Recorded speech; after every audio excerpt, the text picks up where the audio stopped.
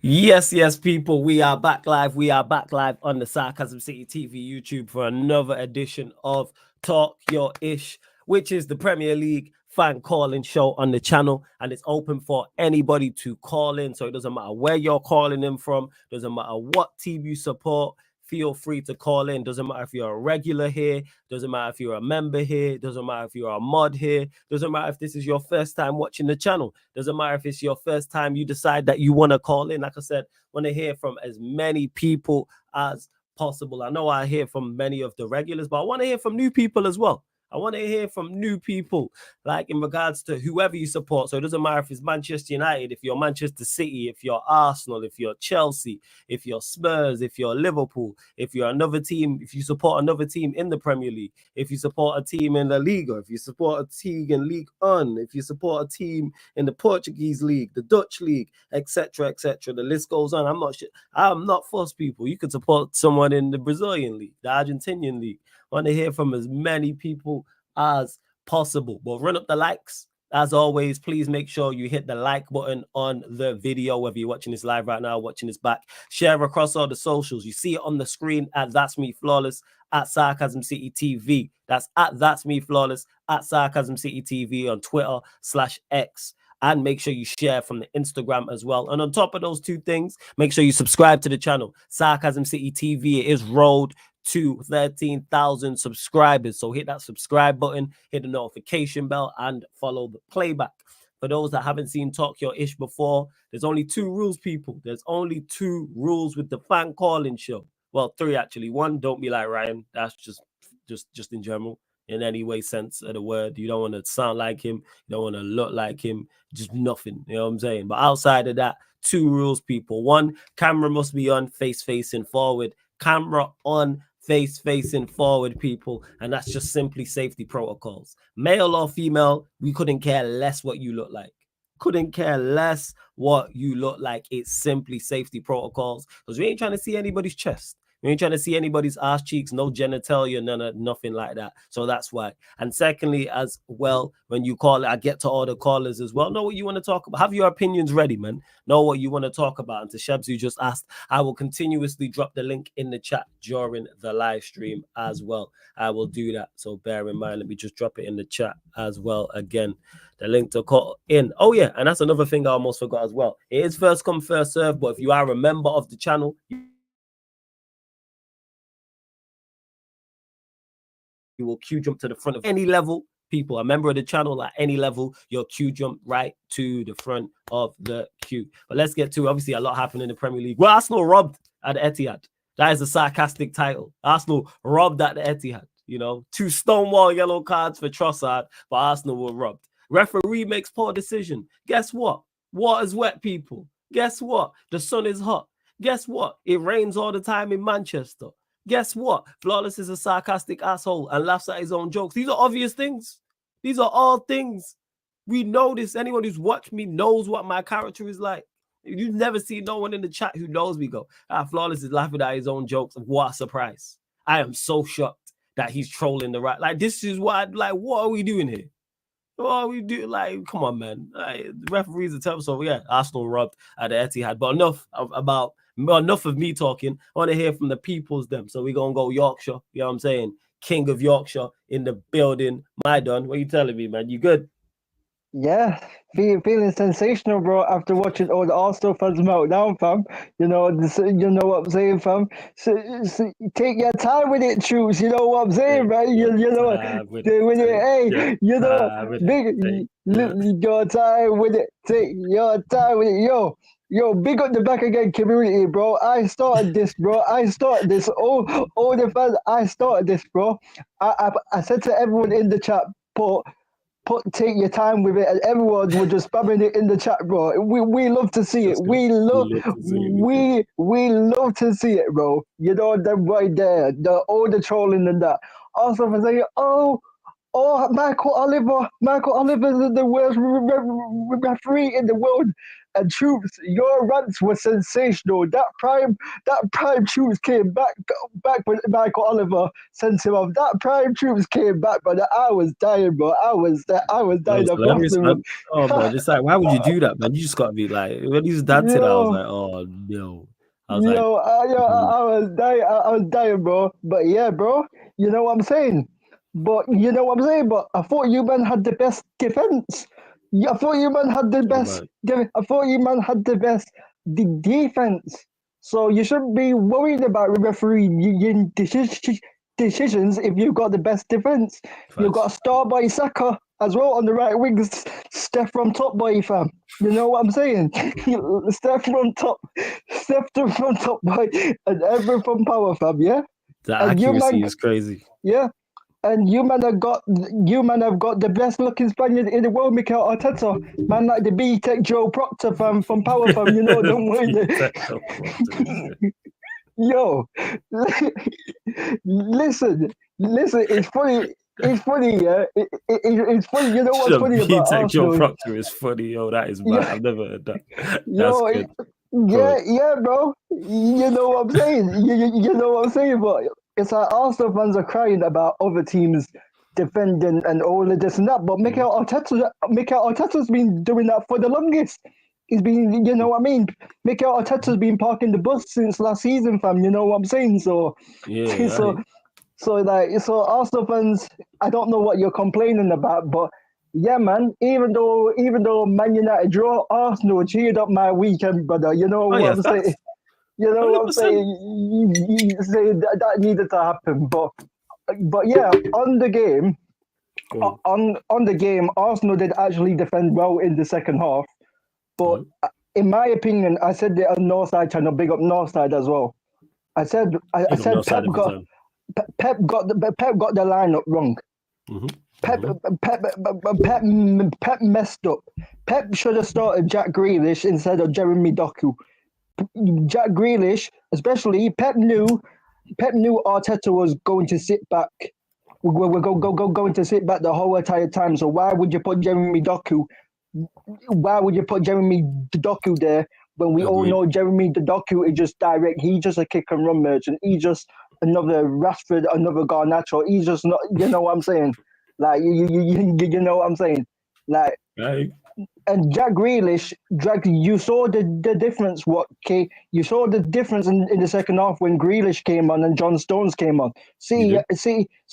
City was starting to have more in product and stuff when they were coming on, and Hmm. that's because Jack Grealish drags players out of position. He brings two players with him to create space for others, and that's Hmm. why Pep should have started Jack Grealish instead of Jeremy Doku. Man Agreed. started man started Kyle Walker at right back, bro. Like how Walker was struggling up there, fam, with Gabriel and that, fam. You know what I'm saying? And with Martinelli in the first half, fam, he was struggling, fam. Like, bro, It's we all kind of know peak Kyle still. Walker's been done, bro. You know what I'm Yeah. saying? It made I, it made no sense. But but but yeah, man. But yeah, man. Obviously, obviously Pep messed up the lineup, but luckily for Pep, City got something out of the game. that's And true. and this is the thing, and all the Arsenal fans are crying. So you know what I mean. So I cannot complain. You know what I'm saying. I cannot complain. And I big can up, see by the big smile on your face. I'm with you. I'm with you. yeah, big up Mons as well for the dance, bro. Big up Mons as well on the back again, doing the dance and that, bro. Big up Mons for that, bro. We all needed to see that, bro. We needed to see Troops to see, and Troops were getting rattled, fam. Mm. You know, like that. But Yeah. yeah, on I, I'm gonna quickly speak about the United game as well talk because about it, man. Talk about it. obviously in the first half, all these players what I've been talking about, all of these Bruno mutants, all of these Garnacho mutants, where was they today from? Where was they in that game? You know what I'm saying? Garnacho missed about two or three chances in the first half. I've been telling Mhm. man, Garnacho's been a scrub, bro. I'm telling you, Garnacho's not good enough to play for this football club. You know what I'm saying? I've said it. I said Rashford and Garnacho are on the same level as Brennan Johnson and Timo Werner. And that's saying something, fam. You know, them why there. I've been saying that for time, bro. And yet again, it happened. Bruno, the best elite chance creator, what does 5-yard side passes, yeah? What did he do when Xerxes came off? What did he do when Xerxes came off? He did absolutely nothing, brother. You know what man did? He missed a chance. He missed about 2 chances. He missed from an open goal in the first half on the rebound from Garnacho's shot off the crossbar, and he missed a chance. He missed a chance near the 16-yard box. That's what Bruno did. That's what our best elite chance creator. But apparently, he's our best elite chance creator. But yet Xerxes, who we took off, created most of our chances. Well done, Ten Hag. Well done, Mr. Easter Egg. Well done, mate. You know what I'm saying? Well done, mate. You know what I'm saying? Like, this is the thing. Man United played well for at least 60 minutes of that game. And this manager decided, you know what? You know what? I'm going to take our 3 most creative players off. I'm going to take off Ericsson. I'm going to take off Xerxes, and I'm going to take off Amad Diallo. And you know who I'm going to bring on? Marcus Rashford, because if we keep on playing Marcus Rashford, he will get back into form. You know what I'm saying? That's what this guy is always talking about. And also, we brought on the B-Tech Gordon Ramsay fam, Rasmus Højlund fam. That's who we brought on, fam. You know what I'm saying? The B-Tech Gordon Ramsay. We really brought on Højlund and Rashford. The other 2 attacking options were Mount and Anthony. Man brought on Højlund and Rashford and took off our best 2 attackers, Amad Diallo and Xerxes. And we brought on Ugarte when we freaking needed a goal. You know what I'm saying? But again, like this manager, we've known about this manager. This manager has no clue. This manager does not like having ball. We all know this. So the thing is, is that this manager does not like ballers, because that's why he got rid of Sancho and all of these other men. So, yeah, man. So we all know Ten Hag is a fraud. Get Ten Hag out of my club, you know, like that. And bring in a new manager, bro. Bring in an Inter Milan's manager, Inzaghi. I would take Inzaghi. You went to me on the Inzaghi. I would take Inzaghi. I even like Gasperini, bro. I think he's a good man. I think Gasperini is a good manager as well. I would take Ange at United from Tottenham as well. I see a lot of Tottenham fans having a lot of meltdowns about Ange, bro.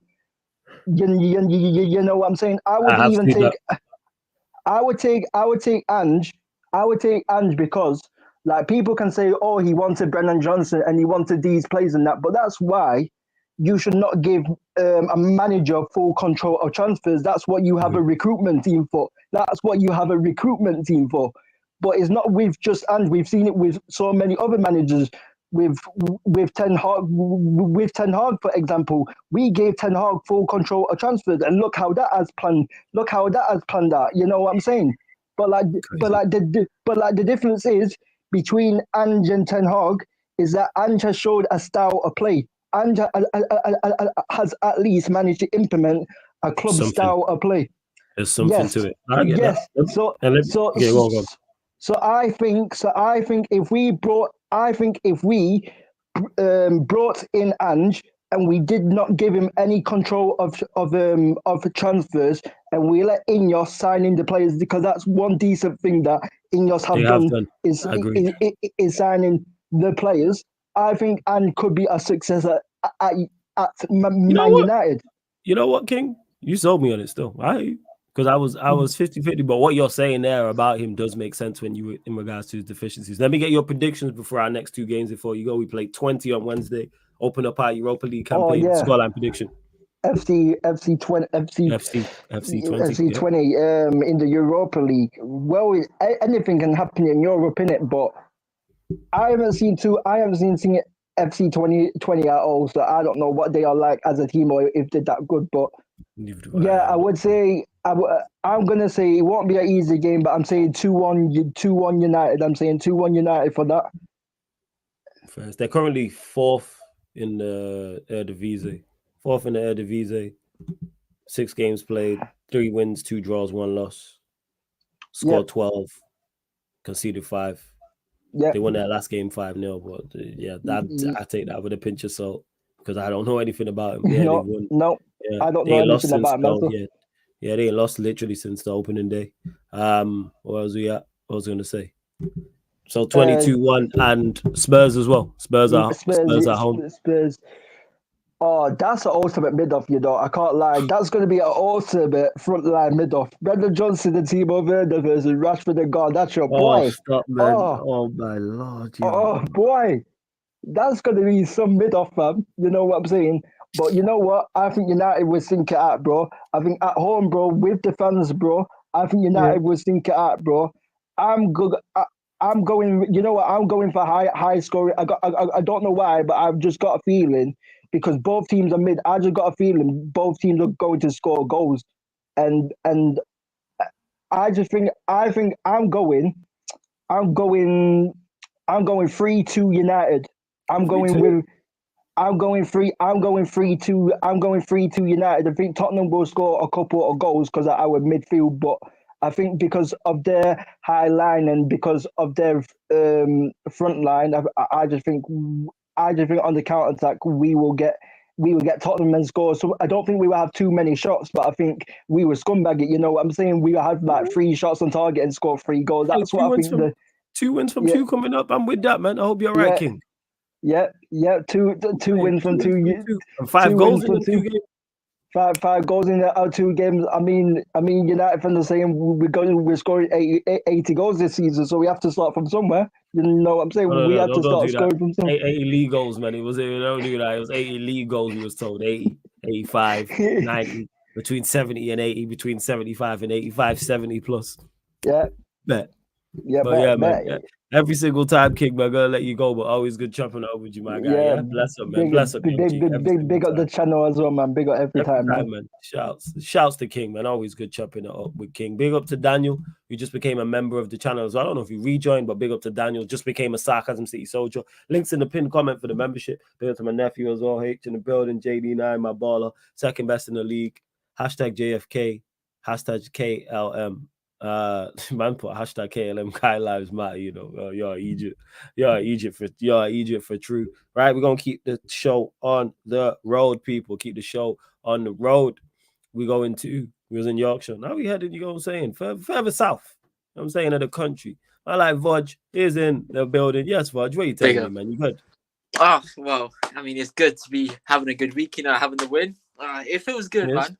I feel that Chelsea are back. All right, talk about it. You know what? We'll start with the Chelsea then. 3-0 win. Very impressive against West Ham. Chelsea are back, yeah? So is it still top 4 and 2 trophies? Oh, mate, it could change at some point. No. Don't do that. I'm asking your prediction. Don't do that. But we can still get top 4. But I'm just saying, if the top 3 teams fall, we could go 3rd or 2nd. I'm just saying. Is that you 2nd place? All right, the confidence is high. Thoughts on the game against West Ham? Oh, mate, we were absolutely sourcing that game. Mm-hmm. Caicedo was man of the match for me, but Jackson got it because he scored those 2 goals. But Caicedo was brilliant. Okay. I'm sorry, but for anyone saying that Caicedo has not been our best midfielder, you ain't got, bro. I'm questioning your ball knowledge. I'll be so real. Mm-hmm. But the price tag, well, guess what? He's been our best midfielder for 2 seasons, and I think he's worth 100 million. Don't think 115. That's too much. He's been good. He has been good. I ain't gonna lie. He's been good. He has been good for you lot. So yeah, Chelsea are back. Is that what you're saying? Yeah. You know what? The way we're playing Maresca ball, I'm gonna let him cook. 2 for 2 for Sancho. Sancho, bro, that guy. 2 assists already. 2 games, 2 assists. I can't complain. First. And you play Barrow tomorrow in the League Cup, and then Brighton at home on the Saturday. So yeah, let's get your predictions for the Barrow game. Bro. Obviously your ring changes, but what are you saying? Yeah, apparently Chilwell might be involved, what I'm hearing. Okay. Oh, so what are you saying?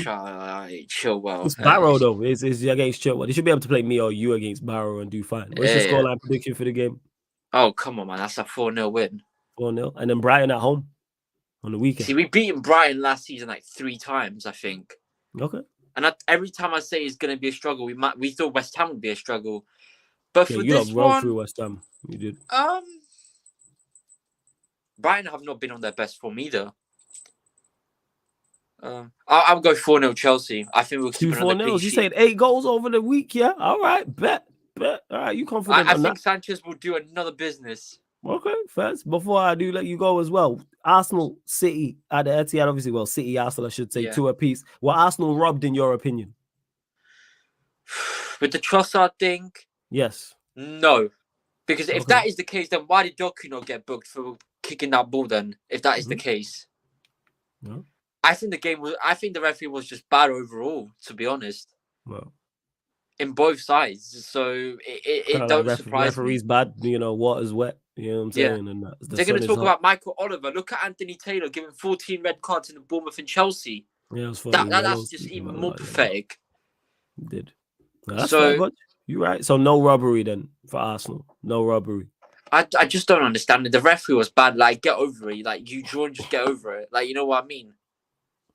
First? I still don't think Arsenal will win the league. And I think City bottled it. I think Liverpool could win it this season, in my opinion. Oh, you going Liverpool now? I think the only person who's been carrying Liverpool is Luis Diaz, and he's cooking on the slot. He's played well. They played well so far this season for the most part. All right. That's fair. Who you got next? 20 and then Spurs.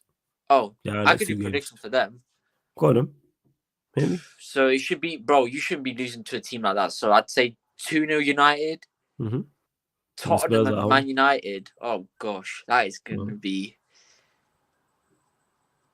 You know what? I'm going to say 3-3. I think it'll be an interesting game. 3-3. Yeah, because you know what? King just said that. He reckons it'll be high scoring. I don't see it. I reckon it will be. Depending on who... It depends who Ten Hag starts. That's the question. All right. First. All right, Vudge, gonna let you go. Interesting. I said 3 apiece, but big up every single time, yeah? Bless up.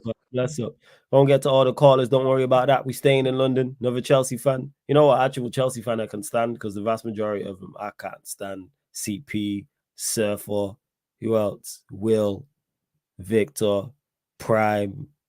Yeah, Jesus. They're fucking just awful lot. But this one is one of the few, very, very few I can stand. My Arab King is in the building. My guy, what are you telling me, man? You good? I'm good. How are you doing today? I'm blessed. I just seen your name. I just seen the name on the That's the main event. We'll talk about. That's the third game I want to talk about. Cool, man. Floor is yours, man. Floor is yours. It was a good weekend. It was a good weekend for me. For me, the first game I want to talk about is your game in particular, because I've heard a lot of talk about the 45 to 60 minutes Man United play well, and then the last 20-30. But it reminded me a lot of Chelsea last season under Poch, in the terms of we would play well for 45 minutes or 60 minutes for that.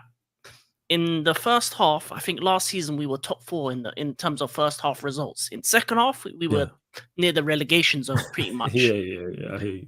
And I see the similarities in the fact that it's the manager making the wrong subs at the wrong time that worsens the team over time. And then towards the end of the second half, you're making the same kind of mistakes that you did last season in terms of the way you play. And the other thing that is very similar is that you didn't take your chances. And for me, as great as you played those 60 minutes, goals win games.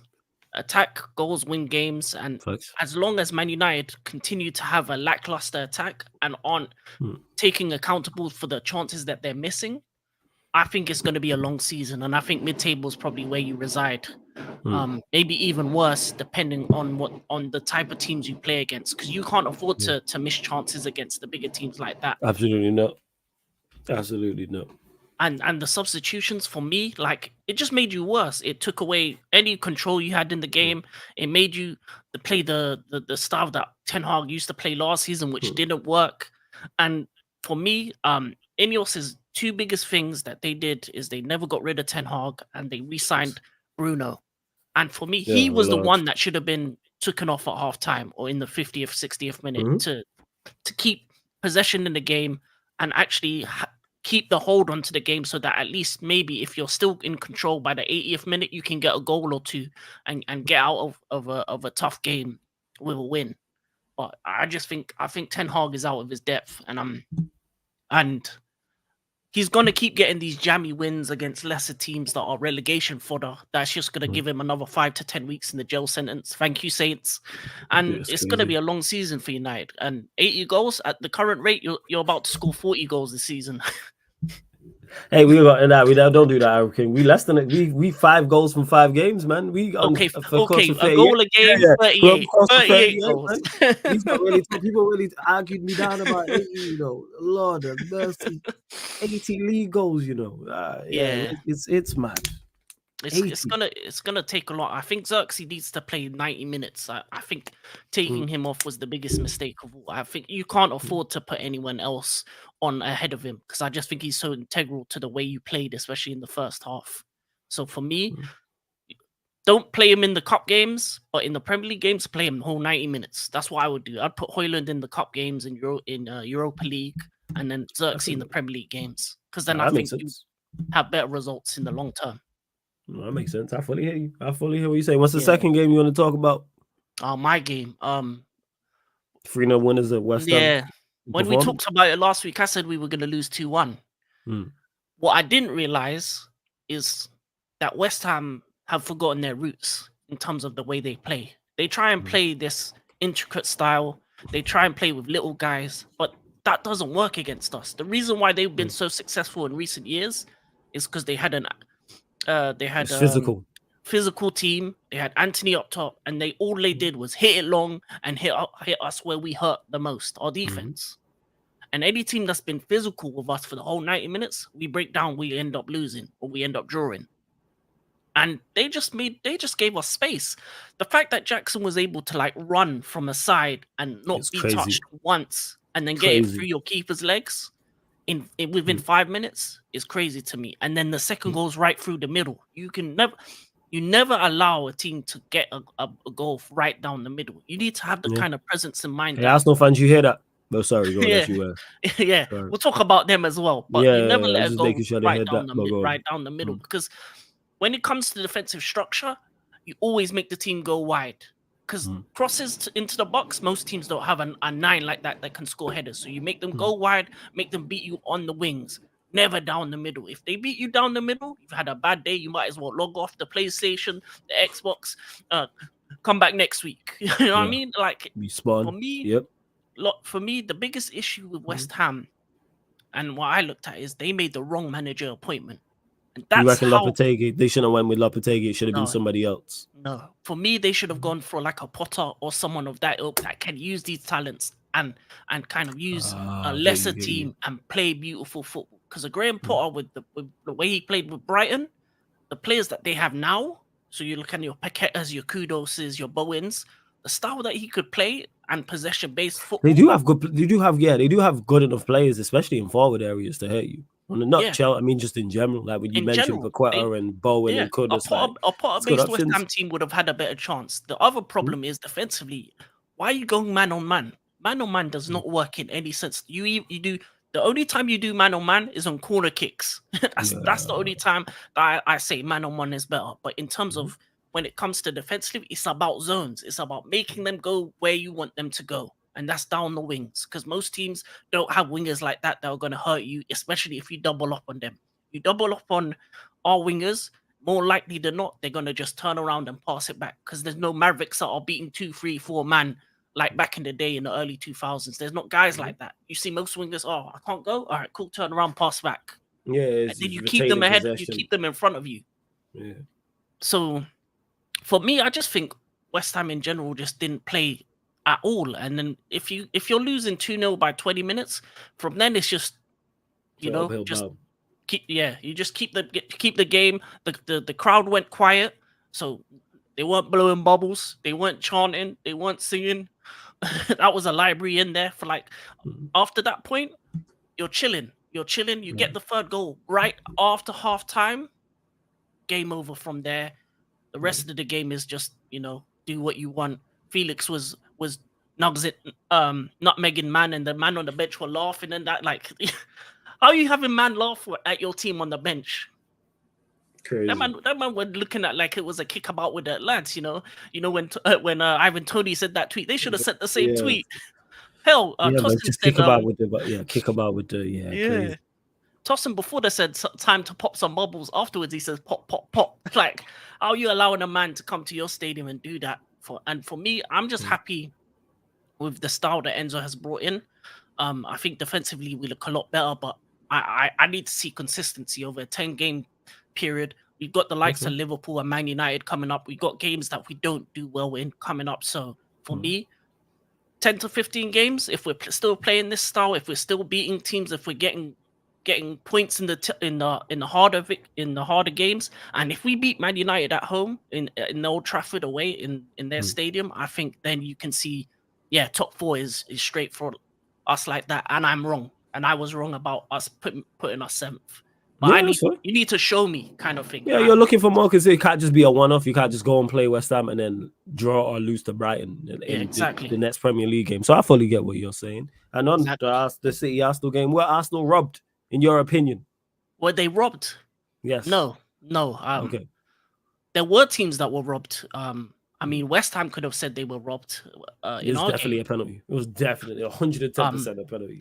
Depending on what you see, because the way you touched him from just outside the box, but he went down in a penalty. That could have been a penalty. West Ham could have felt robbed.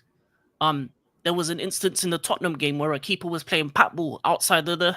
Was it Vicario? Yeah, Vicario. Yeah. Who was it against? I can't even remember what team. Brentford. They played Brentford. Yeah, Brentford. Yeah. Brentford could have felt robbed with that incident. But for me, no. Trossard is a fool because you committed the foul and he would have just gave you a warning because it's the end of the half. They just want to go into second half. The referee doesn't really want to do much. But the second action is what gets you the card. Kicking it across the pitch. Why are you doing that? Both victims, I don't know why he's running into Bernardo Silva like that. Yeah, exactly. No reason to run into Bernardo Silva like that. He's not going. You're like 45 yards away from goal. 40 yards. He's not going to score from the ball's in the air. Yeah. Worst thing he's going to do is head it forward, and the referee's going to blow the whistle anyway. Exactly, and the ref would have gave a free kick. He would have just said, "Hey, don't do that again." You would have gone in with 11 men, and you could have won that game, and it would have been top of the table. Big win at a ground that you haven't won in a long time, and you would have got over one of the voodoos that you've had as a team, beating City, another voodoo getting a title, another voodoo Champions League. When you tick each box and hit the small targets, that's how you get the big targets. And for me, I just think it just showed the lack of mentality for some of these Arsenal players in terms of the way they moved in that game. Havertz from the first minute smashing into a man. Some of the way they moved in terms of towards the end of the game and stuff like that. More fouls than passes completed. It was crazy. And let's get it twisted. Both their goals could have not counted if the letter of the law was actually put in place. Walker was talked to. He wasn't allowed to get back in position. They did a quick free kick 10 yards before where the foul actually occurred. So that's 2 rules broken. Quick free kick won the goal by Calafiori, so I'm happy it didn't get taken away. That could be a goal of the season, goal of the month contender. Then the second goal in the corners, they do this week in, week out. They get away with it. They pack up crowd in the goalkeeper. Crowd in the keeper.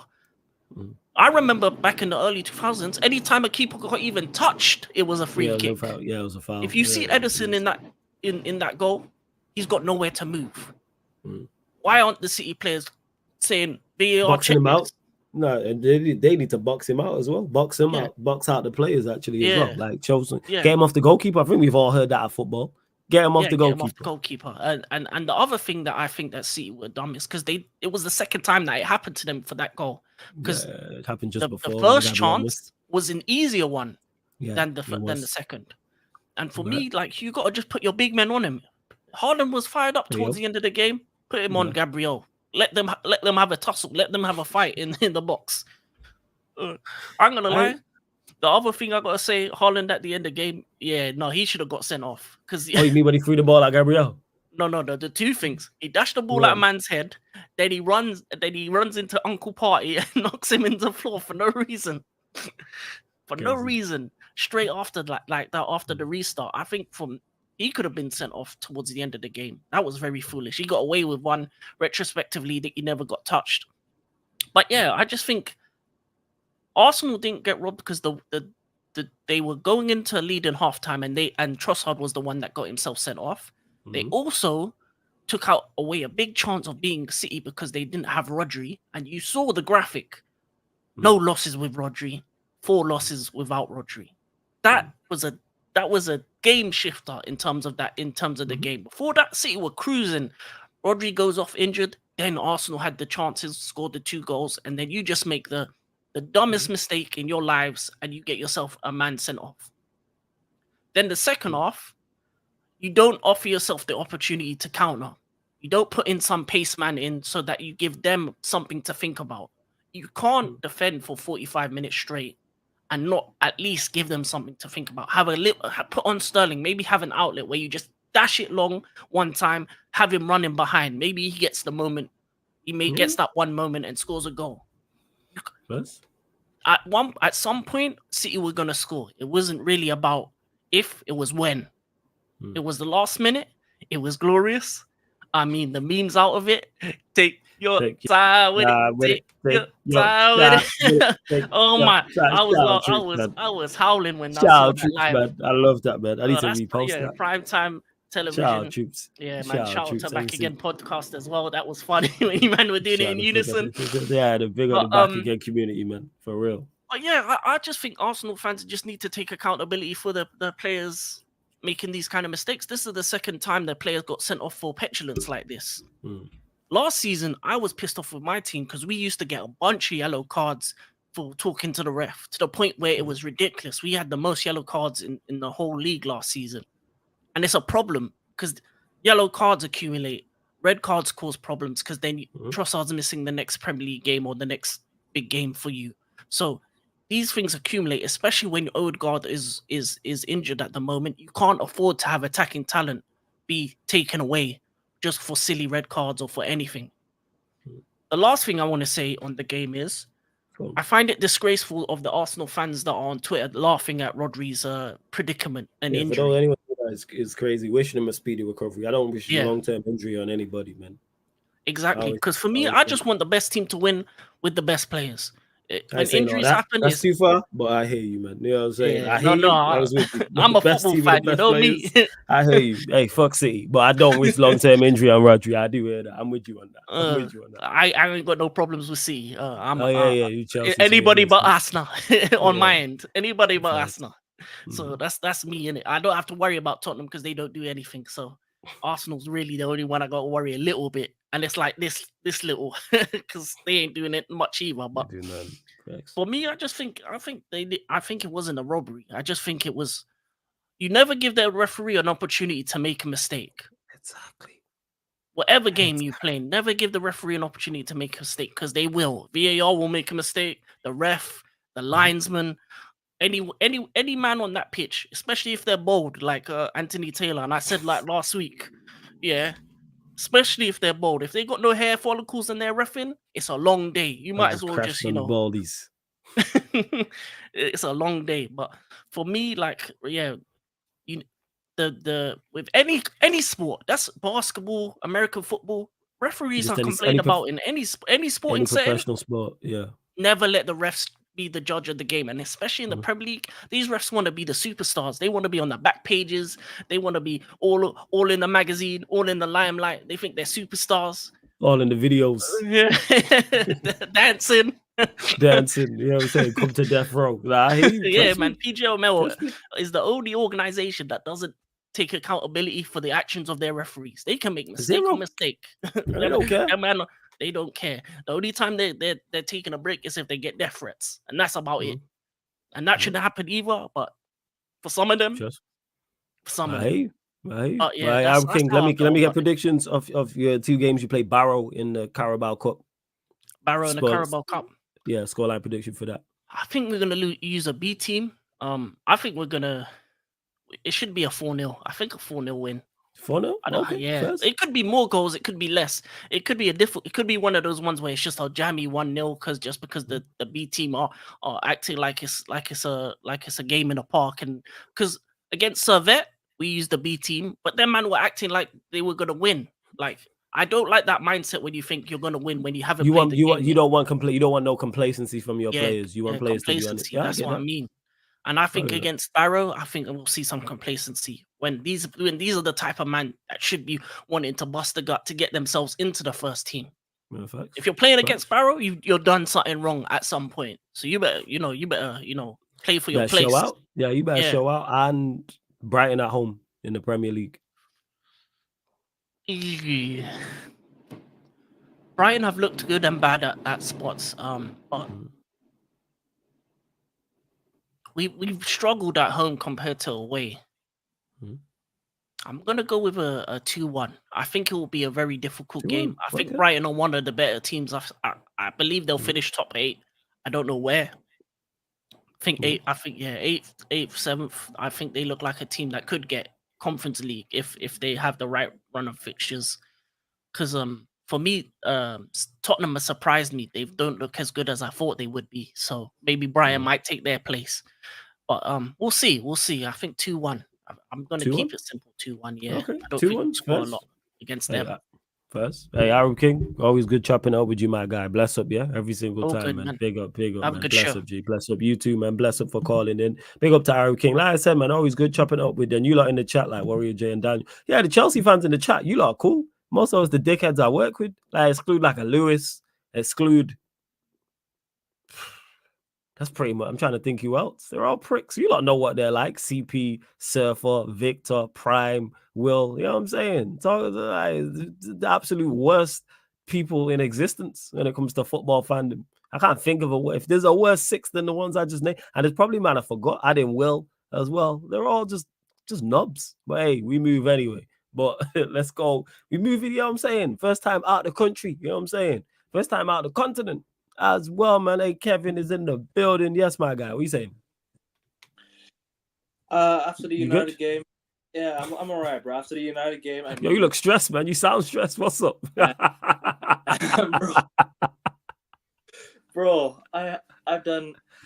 Shit. Wait, before you carry on, I forgot Hano too. Yeah, Hano, you're added to the list, mate. I just forgot. Yeah, fuck Hano too. Go on, as you were. Carry on. Sorry. We didn't speak after last week's game, but I'm just gonna review that really quickly right now. Yeah. Go on, do your thing. Southampton was a comfortable game. I thought, it was one of the best performances I've seen from United in a while. Like more controlled game. And the Barnsley game, 7-0. Like, come on. I don't expect much from that. Like 7-0, you just move on. Palace on the weekend though. This was a typical Manchester United poster Alex Ferguson performance. We have had so many of these games. We have had so many of these games where we just cannot put the ball in the back of the net. And it really baffles me as to why United did not buy a striker in the summer. I've been saying it from time to time. Why have we not bought a striker in the summer? We needed that number 9 who can score 20, 30 goals a season. Gyökeres would have been class. Gyökeres has now scored or assisted in every single game the guy's played in. Like, come on, man. It's Crystal Palace. And Crystal Palace, like I said, the last 5 games we played at Crystal Palace, we have scored 1 goal, drawn 2, and lost 2. The 2 games we lost were 1-0 and 4-0. We drew 2 games. The other games were 0-0. Both of the games were 0-0. And there was one where we scored and conceded a last-minute free kick to Elise. Or was it? Oh, you mean against Palace? Okay, yeah. Hey. Away at Palace, in the last 5 games, we scored 1 goal, drawn 2, lost 2. Embarrassing record, man. Ten Hag has not beaten Crystal Palace away since joining United. Has not. Yeah, that's crazy. I think we got most. Your troops told me about the stat that even before that we draw against them. Yeah. It's crazy. Like I just don't know how we didn't win the game on the weekend, man. And Ten Hag as well. Why did you take off Xerxes and Eriksen? 2 of our best players. Eriksen's our most creative player. Took him off. Eriksen hooked after putting in such a good performance. Xerxes, our second most creative player on the weekend, taken off. For Rashford, who did nothing. If you're gonna bring Rashford on, bring him on at halftime where you give him time to run it behind, fresher legs.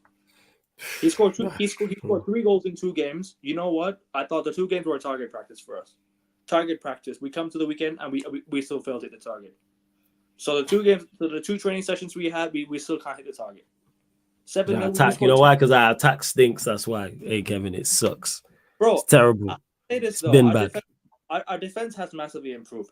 Yes, I think defensively we have. I do agree. I agree with that. Good, but going forward, we just cannot put the ball in the net. And this Bruno Fernandez, man, oh my days, bro, he is one of the worst players I've ever seen play for my club. Really, that was abysmal. I'm seeing even Marcel, bro. Marcel is one of the most I'll say this. I'm gonna say this live on Sarcasm City TV. He's the tie of the United fan base. Yeah, that's fair. I've heard that before. I'm sure he's been called that before as well. He even said Bruno Fernandez dropped a stinker. Because this is Bruno being Bruno. It's Bruno being Bruno, man. You know what? If you could have taken him off for Mason Mount. Mason Mount could have put in a good performance on the weekend. Who knows? Somebody come and replace Bruno Fernandez. Somebody replace him. Bruno Fernandez kept launching the ball. Could have just put Ericsson in the 10. Could have just put Ericsson in the 10, or even Mainu in the 10. I've been saying this. Kobe Mainu needs to play in the 10. I've been saying this for a long time now. He is not a 6. He struggles in the lone 6. He gets bullied off the ball. He gets dispossessed quite easily because he's having to sit deep and play a good pass, which is not his job. Ugarte comes on. We bring on Ugarte when we're chasing a goal. Højlund does nothing when he comes on. He does nothing when he comes on.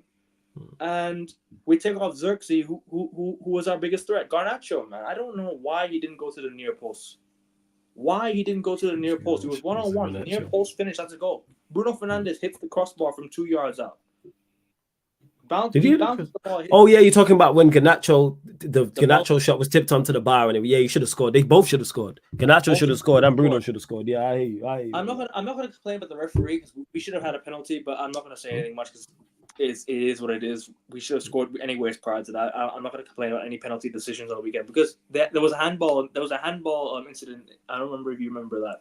I don't know if you remember. There was a handball incident in the game. Oh yeah, I remember the call. It was the free kick, right? Yeah, it was the free kick. It was in the box. Palace was it not a free kick for us? And it got flicked on and it hit Lerma, right? It was Lerma's hand. Yeah, it should have been a penalty. Should have been a penalty. But yeah, I'm gonna talk about the game against. I'm gonna talk about the City Arsenal game now. Yeah. Oh yeah, well Arsenal robbed. Let me ask you that. I don't think they were robbed, but the referees have been very incompetent in the last few weeks. I must say the referees have not been. They're not beginning of time, man. The beginning of time. How long you been watching the Premier League, Kevin? 10 years? 15 years? Almost 15 years.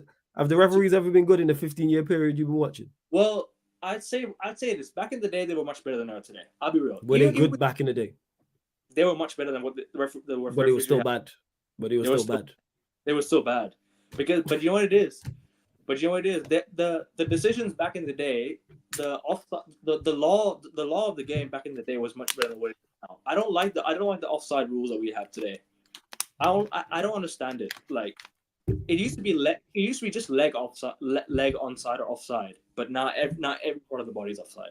It makes no sense. But yeah, City Arsenal game. No, I don't think Arsenal were robbed. However, Arsenal should have closed Grealish down at the edge of the box before he put that cross in. Instead of sitting back into the box, why didn't you go and close Grealish down that you have been doing for the whole game? Instead, you just sat deep and waited for City to put the ball in the box. That's why they scored. When City throughout the game, second half, I saw Arsenal playing at the edge of the box, defending at the edge of the box, defending as a unit. That for me, I have to give props to Arsenal.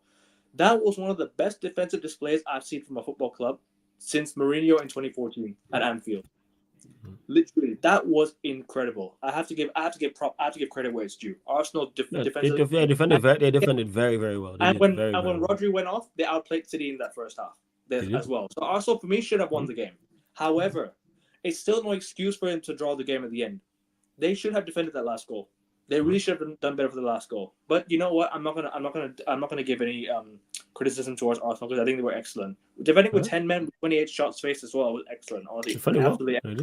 And yeah, Rodri, man, I feel bad for him, man. That injury was horrific. And honestly, get well soon to him, man. And anyone who's laughing at the injury, like shame on you, and shame on you. Like, don't laugh at injuries, man. It's disgusting, really. Like, I don't wish pain on anyone. I don't wish injuries on anyone. But you know what?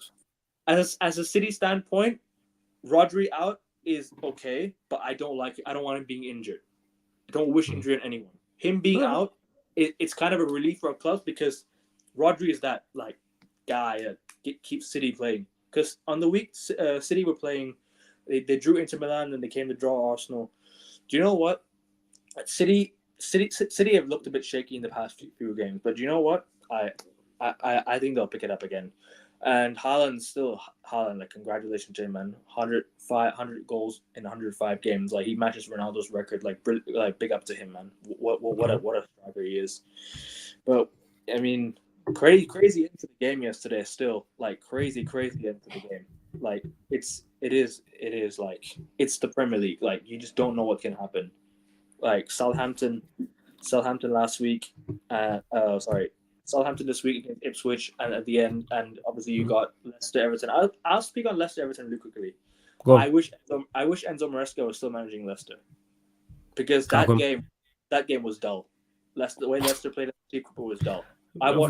You expect Leicester Everton to be entertaining? I wanted Leicester to win. I was on Leicester. I was right. How come you wanted Leicester to win? You know the owners of tie, right? Like I had the because of the okay. I didn't know if it was that. I didn't know if it was allegiance. I didn't know if you put money on it. I didn't know if it is. Yeah, I didn't know what it was. Actually, like Leicester as a second team or so. Leicester are a well-respected club over here. Like nobody hates Leicester here. It's a supported club. Shout out to Leicester, man. There's many Premier League titles as Liverpool. I respect Leicester fully. I'm saying 100%. They lost. The fact that Liverpool lost last weekend as well. And United won, and I had to watch Liverpool play. I was like, you know what, Nottingham Forest, you're defending well, man. Get a goal here. Hudson-Odoi smashes one to the bottom corner, and I was waiting to the final. I was like, yeah, nah. The name Arne Slot was ringing in my head because the way Klopp was singing Arne Slot. I was like, no, it's ringing in my head. Don't let Liverpool score, man. It's gonna hurt. It's gonna haunt me. And then Nottingham Forest ended up winning at Anfield. What a day, man. That was a brilliant day. That was a brilliant. But we got a busy week ahead, man. We have. Oh yeah, let me get your predictions before I let you go. FC 20 in the Europa League scoreline prediction. I'd love another 7-0. I would love another 7-0. We all would love another 7-0. Same way we'd all love our dream girl to enter our DMs. I need a prediction, my friend. I'd say 2-0, 3-0 United around. There we go. I think we'll win comfortably. Home to Spurs. Do you know what? If we don't beat Spurs, I'm gonna be pissed. I'm gonna be really pissed. I hear that. They don't scoreline. Look good right now. We don't look good. 3-1 United. All right, there we go. All right, hey, Kevin, big up every single time, man. Blessings. Subscribe to channel, people. I will be going live later today. And subscribe to AN Sports. Yeah. Subscribe to AN Sports. Drop the link in the chat as well. Need to get monetized soon, man. I need to be there. You'll get that, man. 100%. What's the road to subscriber-wise? I'm on 45 right now. Need to get to at least 100. Yo, you might get up to 100 subscribers, man. You know what I'm saying? AN Sports. Big up, man. Big up every single time. Big up. Shout out to Kevin. Run up the likes here, though, people. Run up the likes. Hit the subscribe button. Get us up to 30 likes. Please share across all the socials. We was in Thailand. Now we spinning back, to England. London settings. North London settings. Family tree in the building. Let's see what he's got to say on their game yesterday. My like Dunsey in the building. Yes, fam. What you saying, man? What's going on, blood? What's going on? Happy days. Happy days, man. Were you robbed? Talk to us, man. Were you robbed at the EITIHAD? Bro. Do you know what? Yeah, to be honest, we were lucky to even have the men that we had on the field. Talk about it. Yeah, because minute 0.30, yeah. Havertz runs right into fucking Rodri. Yeah, we were targeting Rodri because there was a little niggles and a little kicks, right?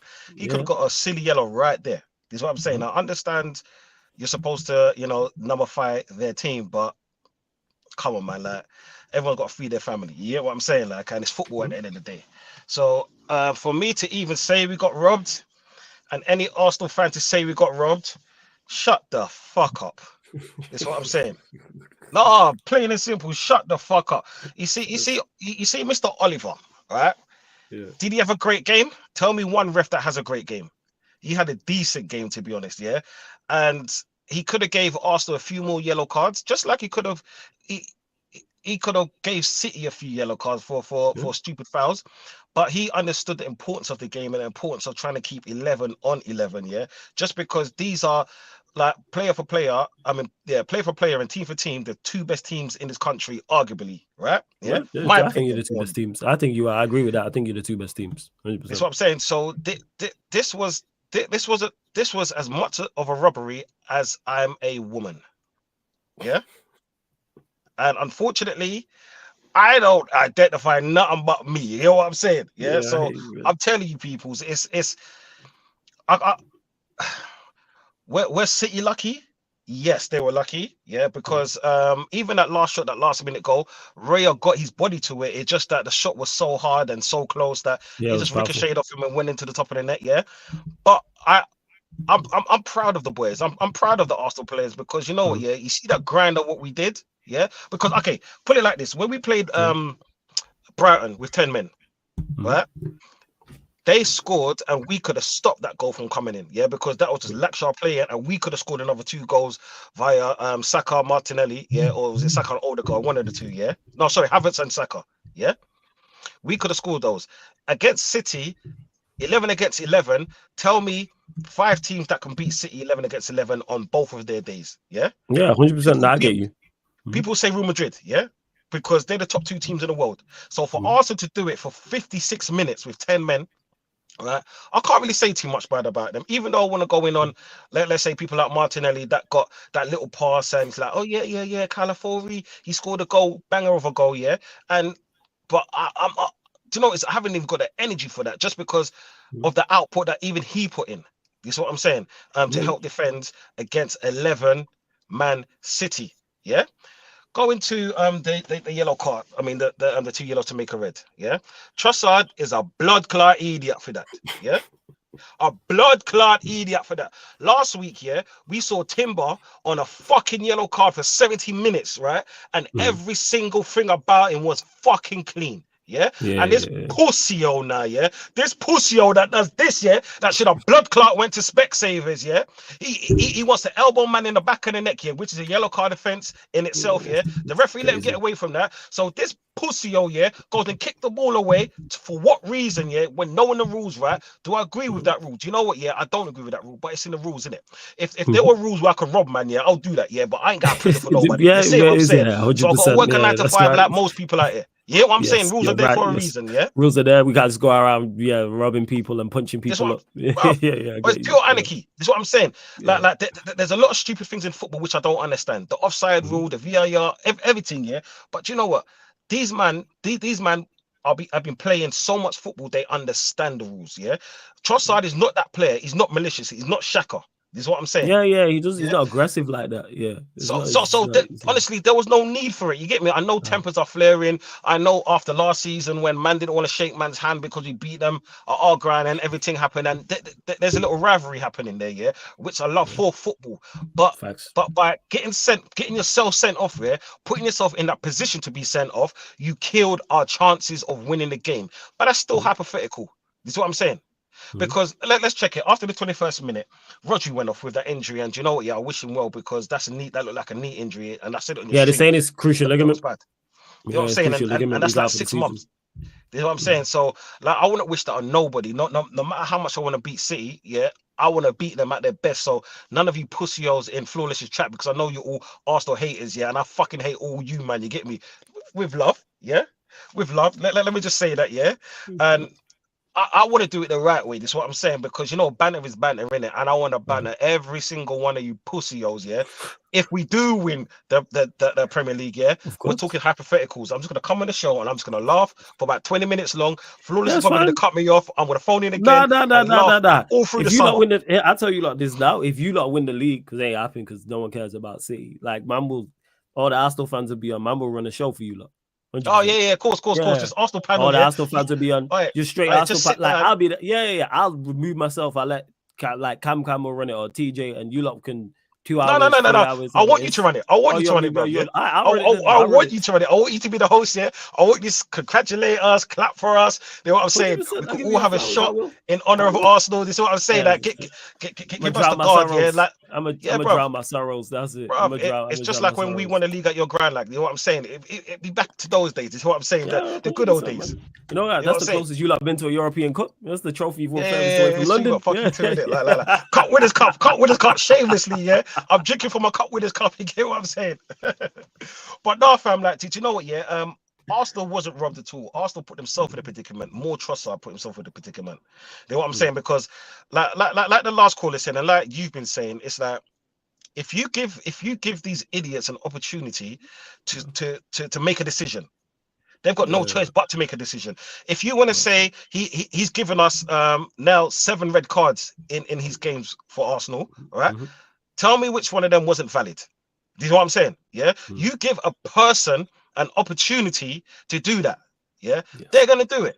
You know what I'm saying? And all of these little fucking simp fans crying over, oh yeah, but what about the what is it? The Haaland threw the ball in Gabriel's head and the barges to Figgy to party. Like that's not your team. That's not your business. It's like me commenting on my brethren the way he brings up his child. It's none of my fucking business. It's nothing to do. You know what I'm saying? Concentrate on your fucking home. You get me? And Arsenal's my home.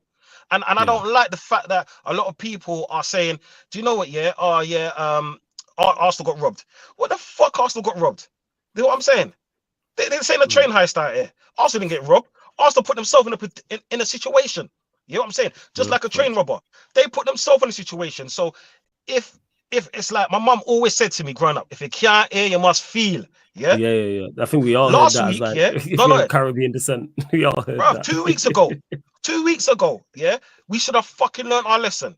Yeah. Did we learn our lessons? No, we didn't. We done the same thing. You know what I'm saying? I get it. You want to be aggressive. You want to show heart, because I love all of that. This is why I'm not going to go in on them, and I'm only going in on one person because he's the one who put us in the predicament. Did we switch off at the end for them to score a goal? I don't even think we switched off. Them man are tired. Yeah. It's bad enough trying to play what is it? Man City. Yeah, with near enough the strongest 11. Forget if De Bruyne is injured, because Odegaard is injured. You can only play what's in front of you. Rodri got injured, yeah. But guess what? Whoever comes off the bench, they might not be at their level, but they can do a job. You know what I'm saying? They still have a certain quality. They still have a certain quality. And that's only one man with 9 players. One man with only 9 players. So look, right, like if you're playing 56 minutes against a team like Man City with 10 men, and they score in the last minute, last second, yeah, you got to be proud of your team. You know what I'm saying? You got to be proud of them, man. You hear me? And all of these fans that's laughing at, oh yeah, look at Arsenal. If it happens to you, then what? You know what I'm saying? The reason why I'm such an impartial fan is because the same thing that can happen to my team can happen to you at your team anytime. You know what I'm saying? Forget football rivalry, forget banter aside. Apart from Tottenham, because I fucking hate Tottenham. I hate the side bitch. You know what I'm saying? I've got this hate about Tottenham because they think they're so bad. Yeah, and I'm always gonna say something about Tottenham because they're blood clot pussios as well. With 11 man on the field, they can have 12 man on the field, they can have 22 man on the field. They're not gonna win nothing. Yeah, you know what I'm saying? What rhymes with orange? Yeah, that's what Tottenham will win. Nothing. You get what I'm saying? Yeah. Crazy. But now I'm gonna cool down now. But do you know what it is? Like I'm just happy for the boys. Is what I'm saying. I hope we can build and we can learn from those lessons, and I hope we can. Do you know what it is? If okay, can you imagine if Arsenal win the league? We'll look back at this match. Yeah. But I don't want people, if we don't win the league, I don't want people to say, oh yeah, but then it was against City. This is not always when I lost. If you don't win or lose the league, it won't be. Nah, bro. It's draws against Brighton. It's draws against Brighton. It's silly things like that.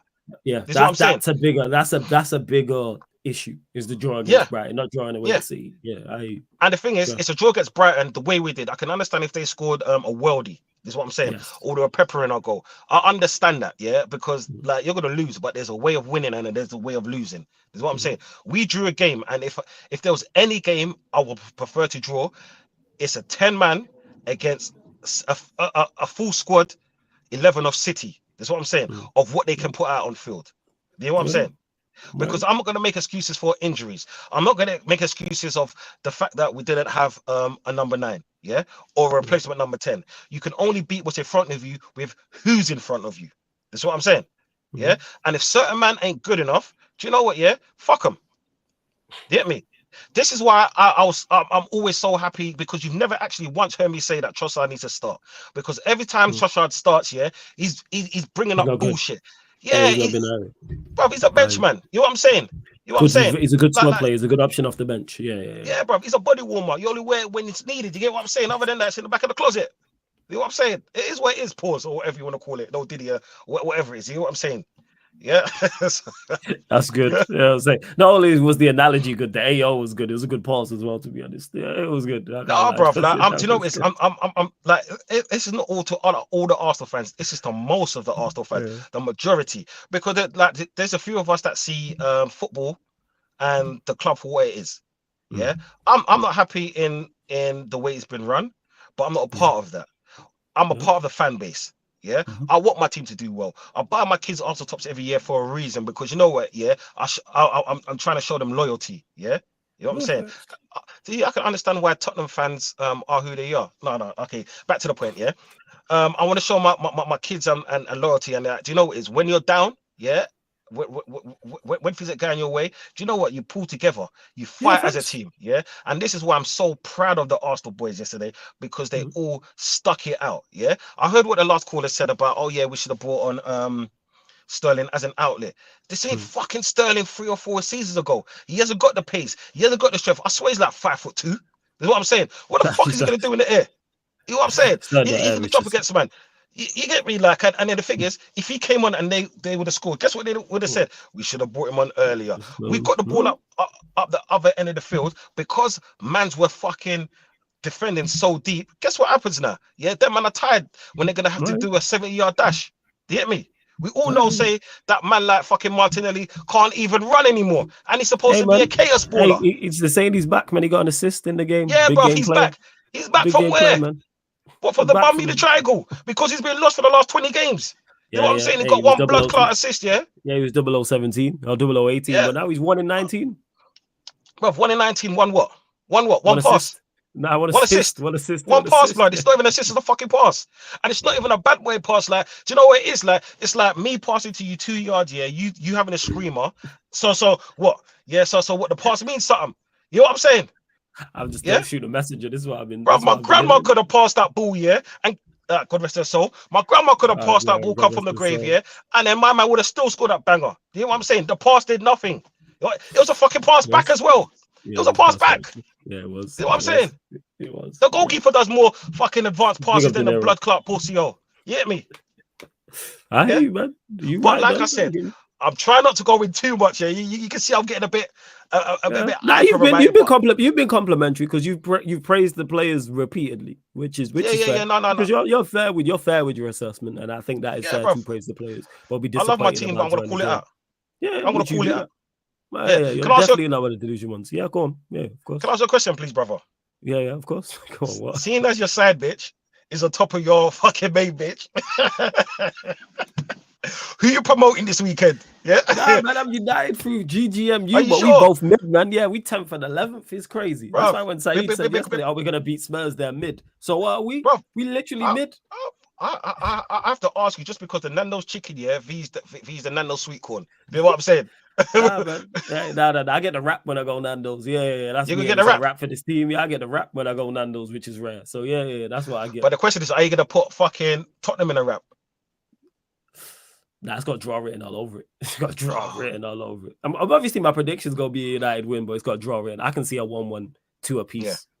Yeah. I can see very much like last year, because the game at OT last year was two apiece. So I can very much see that. Two mediocre teams.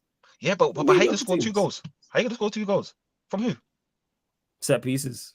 Well, we got set piece. Set piece thing and their high line will help us. That's what it is. The Diallo will do it. That much space for a Diallo, a Xerxes. I trust them to get at least 1, and then set pieces. Okay. That's what it is. So that's what I get 2. Because I've got a strange feeling that Tottenham are going to beat you. I can see that. Choose, I didn't even say 2. I said 1-1. Yeah. Easy set piece of what I just mentioned. Yeah. Could Spurs win? Yeah, they could. 100%. Yeah, I think Spurs could win. They have more offensively than we do. Yeah. With Son and Madison, they have more than this. Yeah, they have more. Do you know? I think because it's going to be defend via attack, because you know they play all that offensive bullshit, right? Like you can nick a goal on the counter, but and like you said on the set piece, but because they're gonna swarm you lot. They're gonna swarm So you, I said 1-1. Bro, this is why I said your side's is trying to be the main, bro. We'll see what happens. That's on them. You know what I'm saying? I'll just be there to support GGMU. You know what I'm saying? United through and through. Money. You know, that's money all the way in it. Yeah, no, you lot got some nice nights out. But yeah, can I say one more thing about the Arsenal Man City match? Yeah, of course. To those that's thinking that Arsenal didn't deserve to win that game or deserve to win or lose, yeah. Try go to the Etihad and do what we did. Yeah. Even with 11 men. This is what I'm saying. Because all of these rival fans out there, the Chelseas, the Uniteds, the Liverpools, yeah. Liverpool, yeah, I'll give them the ratings because they've drawn the last few games, yeah. But try and do it with 10 men. That's what I'm saying. Try and do it with 10 men. And let me get your predictions on your next 2 games. You play Bolton in the League Cup, in the Carabao Cup. Put the scoreline prediction for that. Bolton. Do you know Carabao Cup? Do you know what I wanted to take it serious? I would say 3-0. 3-0 Arsenal. Yeah, and Leicester City at home. You see, Vardy's a little fucking shit, innit? Well, you got the best defensive in the league, man. But we got the best defense. But like I said, yesterday, Blanco. like but if we get a red card, yeah, it'd be Kim Kardashian box FC. You know what I'm saying? Hey, just don't get a red card. You know what I'm saying? That's what it is. Just don't get a red card. Brother, I wish I could talk to them, blood. I'll bring them to the hood and toughen them up, like, you get me. I would say against Leicester, 2-0. 2-0. Yeah, 2-0. All right, bless up. Yeah, family, man. First, always good chopping it up with you, man. Every single time, yeah. Man, we'll catch up with you soon. Every single time. Bless up, yeah. Like and subscribe, yeah. Like and fucking subscribe, people. Sarcasm City, talk your blood clot-ish every Monday, 4:30 plus. Bless up, people. Bless up, yeah. Love every time, man. Shouts to Don. Always good chopping it up with family. Only bad thing about him, I say all the time, he's an Arsenal fan. Going to a new caller. I believe he's a new caller. I could be wrong. I don't recognize the name or the face, but it's always good to get new callers calling in. My light Zeal is in the building. Yes, my guy. What are you telling me, man? You good? I'm all right, bro. How are you? I'm all blessed, man. Who's your team and where you calling in from? I'm calling from Chef. I live like 12 minutes away from Bramwell Lane. Oh, shit, from Chef. Okay. And who's your team? Before I proceed, can I ask you just one question? Of course. I watch you guys a lot. You know, this is going to be good. And all of you. Please explain to me, what does this mean? He gets it. Oh, you mean when a fan says that a player gets the football club? No, because go on. Ash, Meppers, and Double A. Yeah. Faz. Who else? Nuruddin. Yeah. Who else? Saeed. These guys are always coming up with a line of "he gets it." I need to understand what you mean by "he gets it." You have to hit me with the context. When they say "he gets it," what did they say before that? Give me the full line. You're talking about players who run around a lot. So he gets what. Again, he gets what he needs to play for the floor. He gets it. You know what? Your guess is Zeal. Your guess is as good as mine, because I think it's a myth. Football is a sport, right? It's a competitive sport, yeah. Yes. And at the end of the day, it comes under athletics, doesn't it? At the end of the day, it's a sport, yeah. I guess it's so Victor. Yeah, why is it that United fans, especially the homegoing fans, the guys that live in Manchester, they all like this. It's like they all want like 10 Usain Bolts on the pitch. Yeah, it's football, not athletics at the end of the day. And then arguably one of the greatest players ever played the game, if not the greatest player ever played the game, Pele, rest in peace. Pele said something way back, and he said this in the early 90s. He said football is 90% brain work and 10% leg work. Yeah, that's why some footballers, before you get the ball, you should know what you're doing with that ball. Yes. Am I moving it on? Am I moving it backwards? Am I keeping on to it? I should know what I'm doing with the ball before the ball comes up to me. Yes. Yeah. Over the years, I'm an oldish boy. Yeah, and over the years I've seen a lot of managers: Vicente Del Bosque, Diego Simeone, Zidane, Pep, even Arteta, Conte, Poch. Do you know what these guys had in common? All of them? Well, they all played in the midfield. Strikers don't get made good managers. Yeah. In my perspective, I think strikers. Yeah, for the most part, in recent times, midfielders have made the best. Like you could go back a bit and think people like Carlos Alberto Pereira, Felix Magath, all these guys either played in defense or in the middle. Yeah.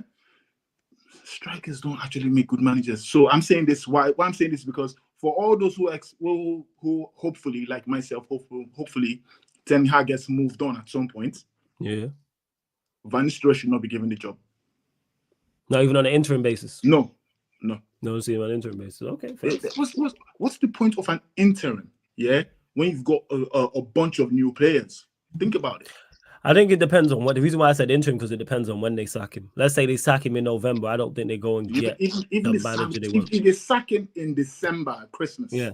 Let's say they sack him in December. Say they sack him at Christmas. I'll go get Tuchel and give Tuchel an 18-month contract. I don't want Tuchel, but I hear your point about sacking. I appreciate the fact that you don't want Tuchel, yeah. But Tuchel will do something which is he will get the team to play a certain way. A fact. Which another manager can come and either add to it or reduce it.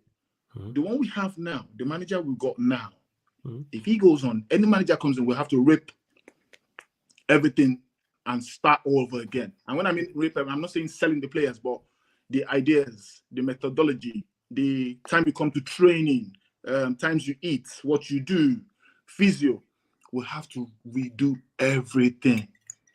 Because going back to the manager things again, Ten Hag is Dutch. Yeah.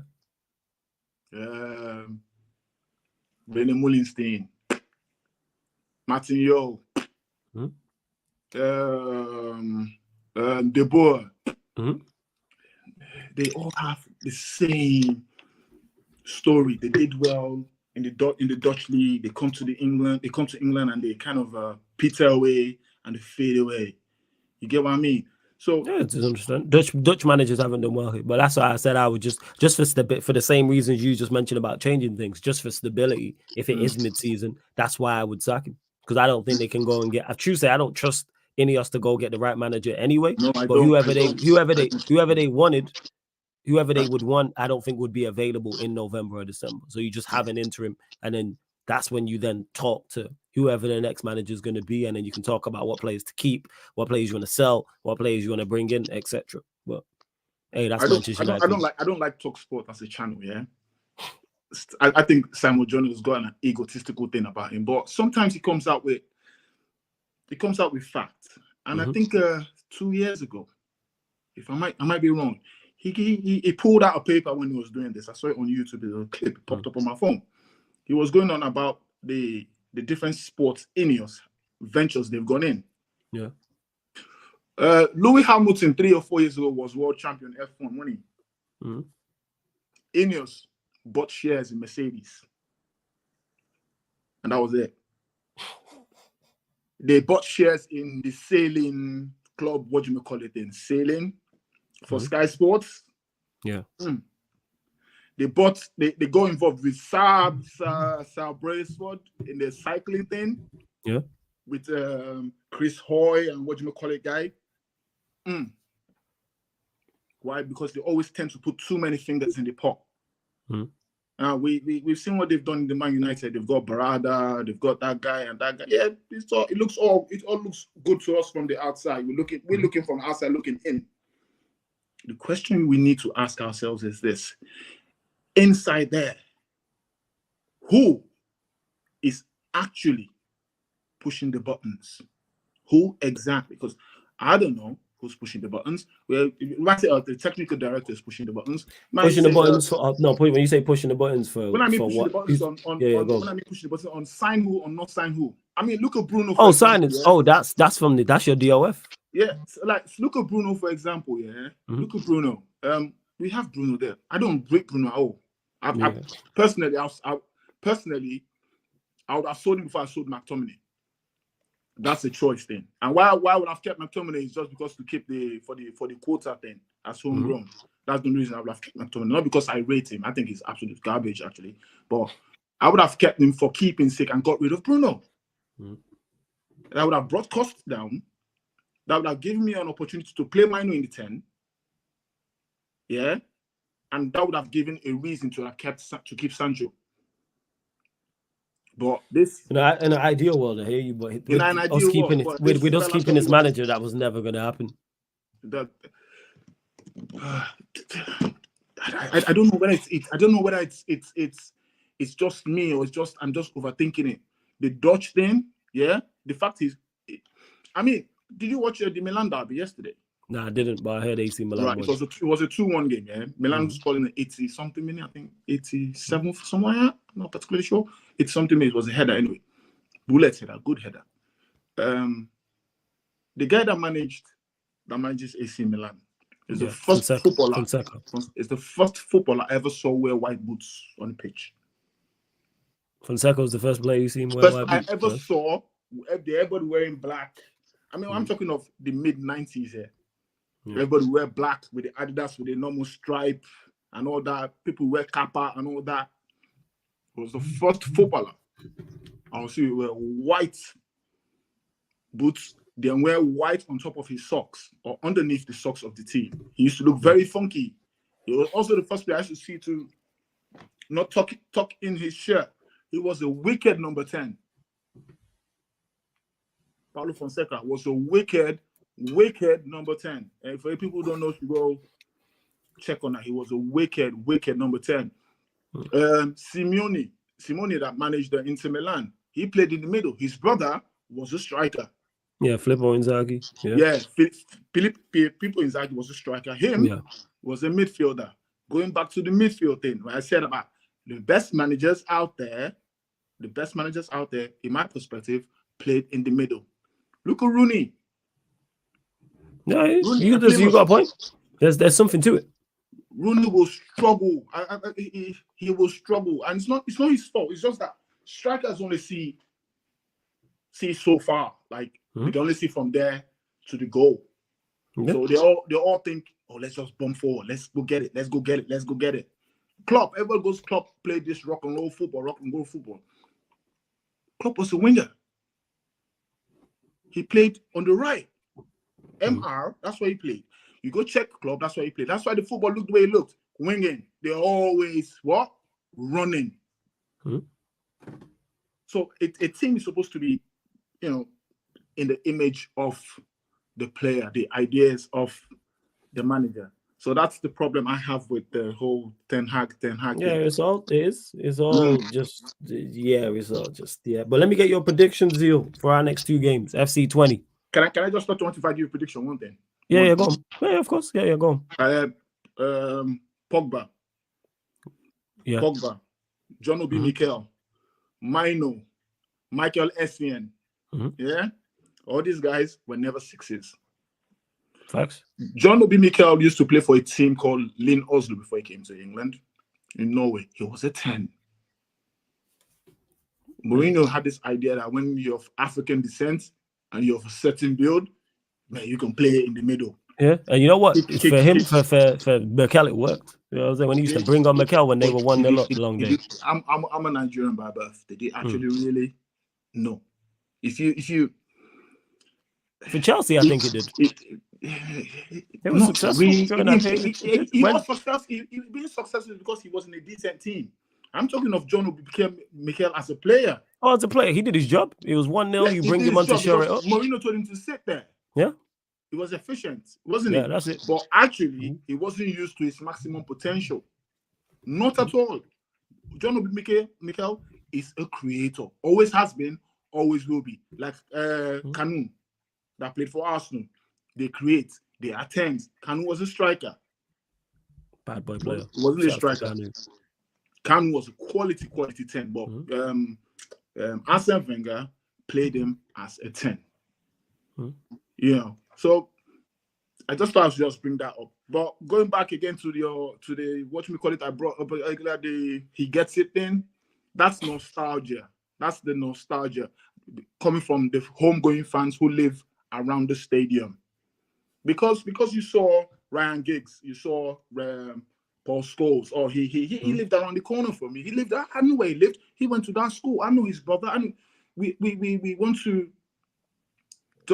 we just want those that we know, those that are close knit.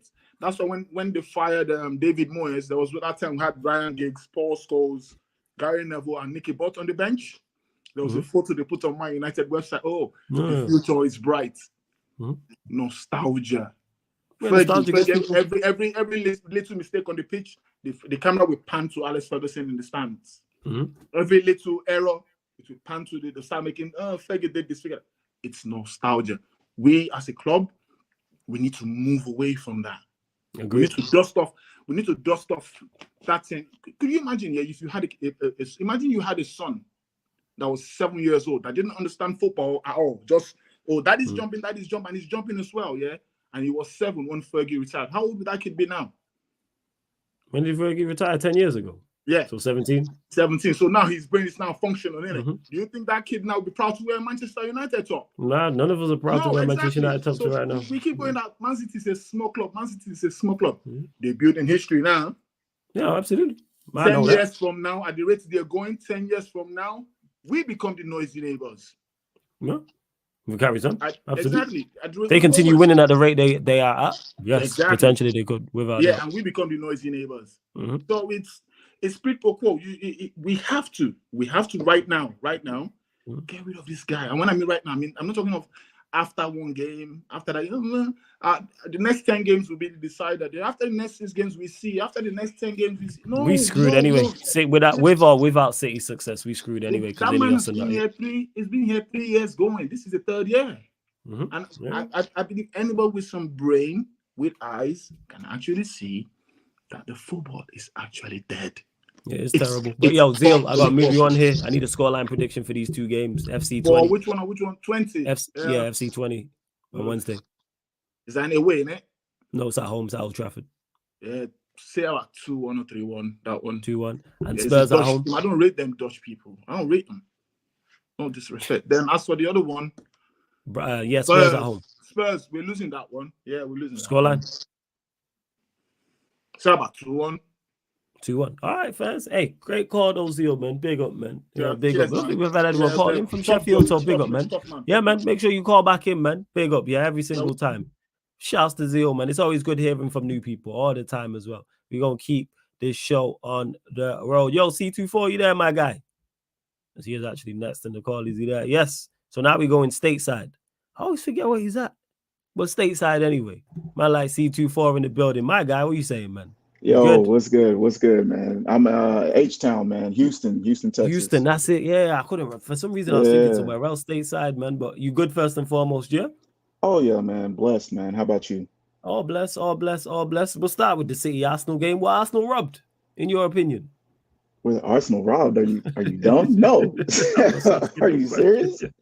I mean, bro, you already know I got to start off with, the Stephen A. What can go wrong will go wrong. Yeah. Like that's the way of the Arsenal, man. That's just how it is. Like a lot of the stuff, and the funny thing is, like, I didn't really see like the Troussard. Hey, CP, what's good? Oh, by the way, I'm glad I didn't. This guy's picture disgusting.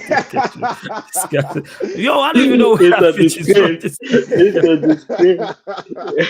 Perfect timing, bro. I hate this guy, yo. How do you even get that picture, yo? This guy, only you would be here with that picture. But go on, C2. Yeah, I got man. Yeah, you guys. I just want to say, man, I'm happy I didn't make the list. I'm surprised I didn't make the list as much as I told you about. But you know what? Being a Pog lover and all that stuff. But you troll with class, not like this one here. You know what I'm saying? Fair enough. Yeah, that's what it is. Like, you're a classy troll. This guy is just and Surfer and the rest of them, man. Trying to figure out what my do. You know what I'm saying? Send me that, man. Send me that. Is he here? Is he going to Minecraft? Is he on the top ropes? Bro, that was injury. Oh, nice purse right there. You know what I'm saying? Beautiful. We got a whole story. Yo, that is hilarious, yo. That is hilarious. Send me them ones of Martinez, yo. Go and see. Like talking about that, like, I mean, like, people, like, Arsenal fans, like, pretend like the refs aren't shit in this league. Like, I mean, I've been watching this. I've been watching the Prem since like 2004, 2003, and they've always been bad. Like you just replace the name and the face, and you just say like, oh, what did a bad call happen that impacted the game? Okay, cool. That's it. Like, I mean, it is what it is. Like, I mean, every team in the league can say has a problem with a ref. Ours is Anthony Taylor, you know, and how he refs our games.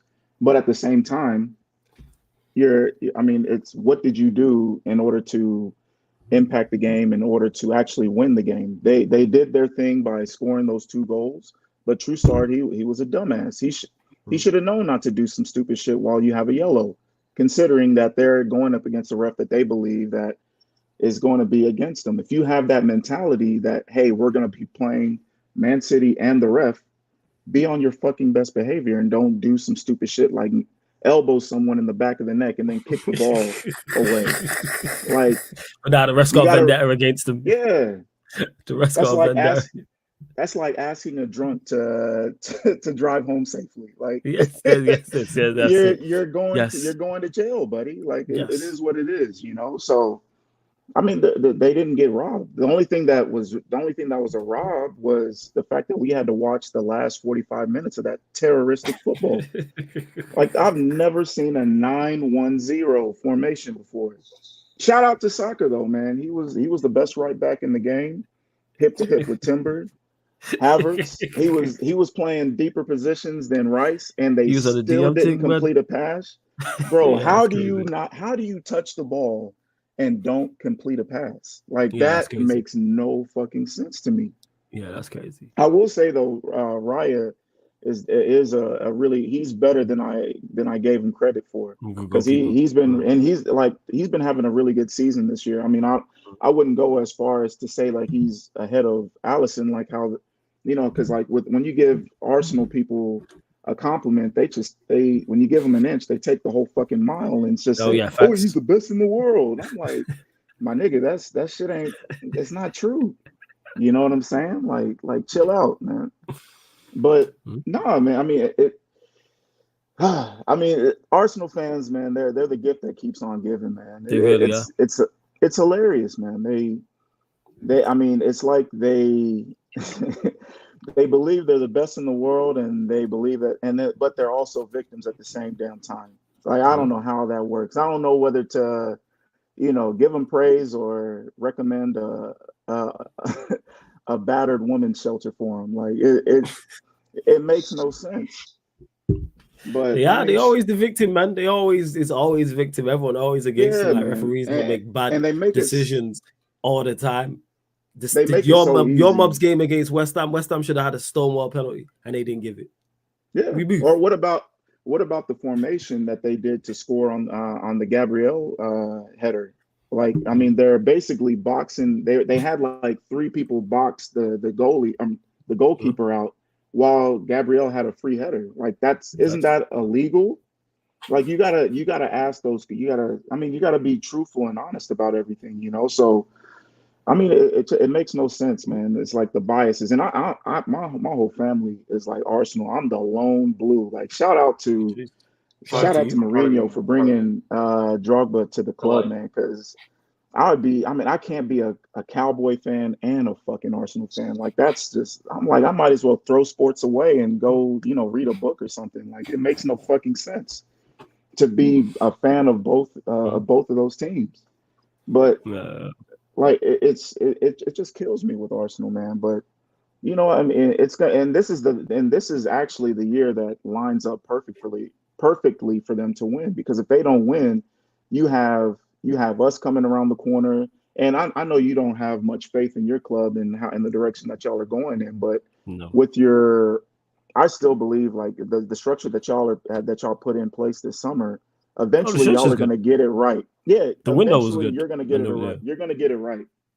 It might take maybe 2-3 years for you to like really see the fruits of the labor, but it's going to happen. Like, that's like, I feel like we're going to be seeing like those old school, like in the 2000s, like the United and Chelsea, that rivalry ramp up like real big in a few years, and like maybe 3-5 years, like wholeheartedly. And those were like, that was like the best time to watch football, to be honest with you. Like, just seeing us compete with each other, whether it was in the league or in the Champions League. But yeah, like, I mean, Arsenal, they have this is their year to win it. If they don't win it this year, they got to get back in the back of the line like Liverpool's sorry ass. They already know they ain't gonna. Hey, Arsenal fans, this is not a prediction. This is a spoiler. You're not winning the league, even with Rodri's injury. Cut it exactly. out. Like old boy that was talking earlier about like, hey, I'm gonna come back and at the end of the year when when Arsenal wins the league, I'm like, yeah, and the Cowboys will win the Super Bowl this year. It's not gonna fucking happen. Like it's not. Yeah, go Cowboys, man. See, that's my depression right there. I'm sensible to know like we're not fucking winning. You know what's anything. going on. Yeah, man, it is what it is, but I can't change now, so fuck it. Just ride along for the game. But yeah, man. But also I want to talk about Chelsea, man. Your mob, you good win against West Ham. Yeah, man, we had a really good win, man. Really good win. Like that was like one of the first times I've seen like a Chelsea game where I was just comfortable. It felt like how I used to watch games about 10, 15 years ago when I was expecting a comfortable win and I got what I expected. I know like going into to the game, a lot of like the West Ham, content creators were like really like talking a big game about how they were just gonna dog walk us or whatever. Yeah. No, Mike's called it. He was like, yeah, we ain't doing that in this game. Shout out to Mike's. That's why shout out to Mike's because I respect his football. He calls it IQ and everything. He's man. Been honest about West Ham supremely. Yeah, he called it exactly the way it was. He said if Alvarez and that other dude, I forgot his name, but if they were playing in midfield, it was going to be long for them. They had to really make it into a street fight, and they didn't really make it into a street fight. They couldn't put a hand on us, and Jackson, just credit to him, like how he was able to finish like two really, really good goals. And I mean, when you and like with Jackson, it's more of like you're going to be frustrated with a lot of games that he plays in because it's like, man, he just misses a lot of sitters, or he'll be one-on-one with someone and he'll fluff his chances. But he does, like, his overall game is truly like one of the better. He's like one of the better games in this. Regarding strikers that we have in the Prem, and he's only 23 or whatever. So he did play well. He played well. Two very good finishes and a good assist. Yeah, man, two really good finishes. And then when you add in, the fact that we have, Jaden on the left, we have, Noni, or we can also have what's his name? Pedro Neto on the right. We can have Palmer or Nkunku or Felix right behind him in the 10, or like the attack, like just by looking at it from last year, like it's night and day. Like we used to have like drinking games of how many kids are on the bench last year when we were in Lewis's streams. Like I was fucking drunk and mad last season, like looking at that bench. It was fucking disgusting. But this year it's like, damn, like if we're in a tough situation in the first half, okay, we'll just, bring on Nkunku, bring on Felix, and bring on Neto. And then, just have a comfortable second half or go and get the win with Nkunku, like we did in the previous game with Bournemouth. My only issue is still with the defense. I mean, we have been improving, but I think it's more like our shape has become more consistent and as we've progressed in the season. I truly feel like looking at our midfield, because like we play like four people, but in a box formation in the midfield, if we can just like slant it a little bit to a diamond, and like that'll also kind of give like what's his name, Enzo, a little more time to have more passing options, and then also he won't be like it'll prevent him from being too further up, so that when we get on counters, we'll actually still have like positionally like 5 people at the back, so that we can fight counters, because we still have a problem with counterattacks, even though we're improving right now. But I mean, I'm really encouraged with everything. What's his name? Colwell. He's not acting light skinned anymore, right? Well, for right now, and he's actually, being a little aggressive. Shouting and everything, putting people in position. Tosin, he's like that calm, level-headed dude. He's doing what he's supposed to do. Our right back situation, it is what it is. with Reece James and also with Gusto. He's coming back, I think, for tomorrow, or I think he'll be available tomorrow. But we'll probably start him on the weekend. So yeah, and man. that being said, let me get your scoreline prediction for your 2 games. You play Barrow obviously tomorrow in the Carabao Cup. Scoreline prediction for that. Barrow, man, I don't even. We'll just win. I don't know. Like we should win 3-0, but we should win that game. If sometimes we're some young ass dudes, man. We'll do some fuckery like lose 2-1 to Chevette or whatever the fuck their name was, in the conference league. But with Brighton this weekend, I think it's gonna be. I think it's gonna be a real open game, and I think we still go out with a win, 3-2. It's gonna be. I mean, we've always had like just these crazy games with Brighton over the last couple of years. So and luckily it's at home. So hopefully we can get our first home win of the season and start to build that momentum at home, which is fucking nuts considering how I feel more comfortable if the game was away because of our home fans being dickheads and still, chanting Galadog's name and also chanting like fucking Roman's name at the games when we haven't scored within 15 minutes. We're a weird fucking fan base, man. I ain't gonna fucking lie, bro. We really ride the short bus for sure. This is most fan bases, most big club fan bases. Some of the stuff that's strange. So you saying Brighton open game? What are we saying them? Yeah, Brighton is going to be an open game, man. I think like they're gonna hit us. They can really expose us on the counter, and like we still haven't seemed to really figure that thing out just yet. It's just we haven't been punished for it. We should have been punished during Bournemouth, and I mean we laid the knockout punch early against West Ham, so like we were able to like really settle down and not really go for it as much as we've previously done. So, but I mean, I think it's gonna be. We saying 4-2, 3-2, 3-0, 3-2 Chelsea. Oh, hopefully the game is that entertaining. Still, I hope so. Yeah. Hey, the more goals, the better. I hear that. But C24 gonna let you go, my guy. But big up every single time, man. Bless up every single time, man. I'm gonna continue to get all the callers, you lot, people. I'm gonna get to all the callers. I know there's a couple members in there as well. I'm gonna get to you lot. CB, what you saying? Your score? I know you got a dip shortly, but scoreline predictions quick before I get them to the next callers. Yeah, sure. Scoreline prediction would be 4-0 for Borough. We win against Borough, and then I'm thinking 3-1. I just want to say quickly, just with the Arsenal stuff. Go and say your thing. And I'll bring you on. Turn your camera on. I'll get you. Bring you on. Go on as you are. Like this whole robbery thing. Like they said, they put a new rule for crowding the goalkeeper, and all their set piece goals have been crowding the goalkeeper, and they haven't been called. So what is that about? Also, them being so brave with 10 men. We fucking played a Barcelona side 10 men down, and we were 2-0 down in the Champions League in 2012, and Omar knows this, and we beat them. I mean, we drew with them to go forward and win the Champions League. Okay, that's called real conviction. We were 2-0 down with 10 man on the 37th minute from John Terry, and then we freaking drew and scored 2 goals. That's called conviction. That's holding the fort down after that, and then that's called winning mentality. These bottle jobs, I swear to God.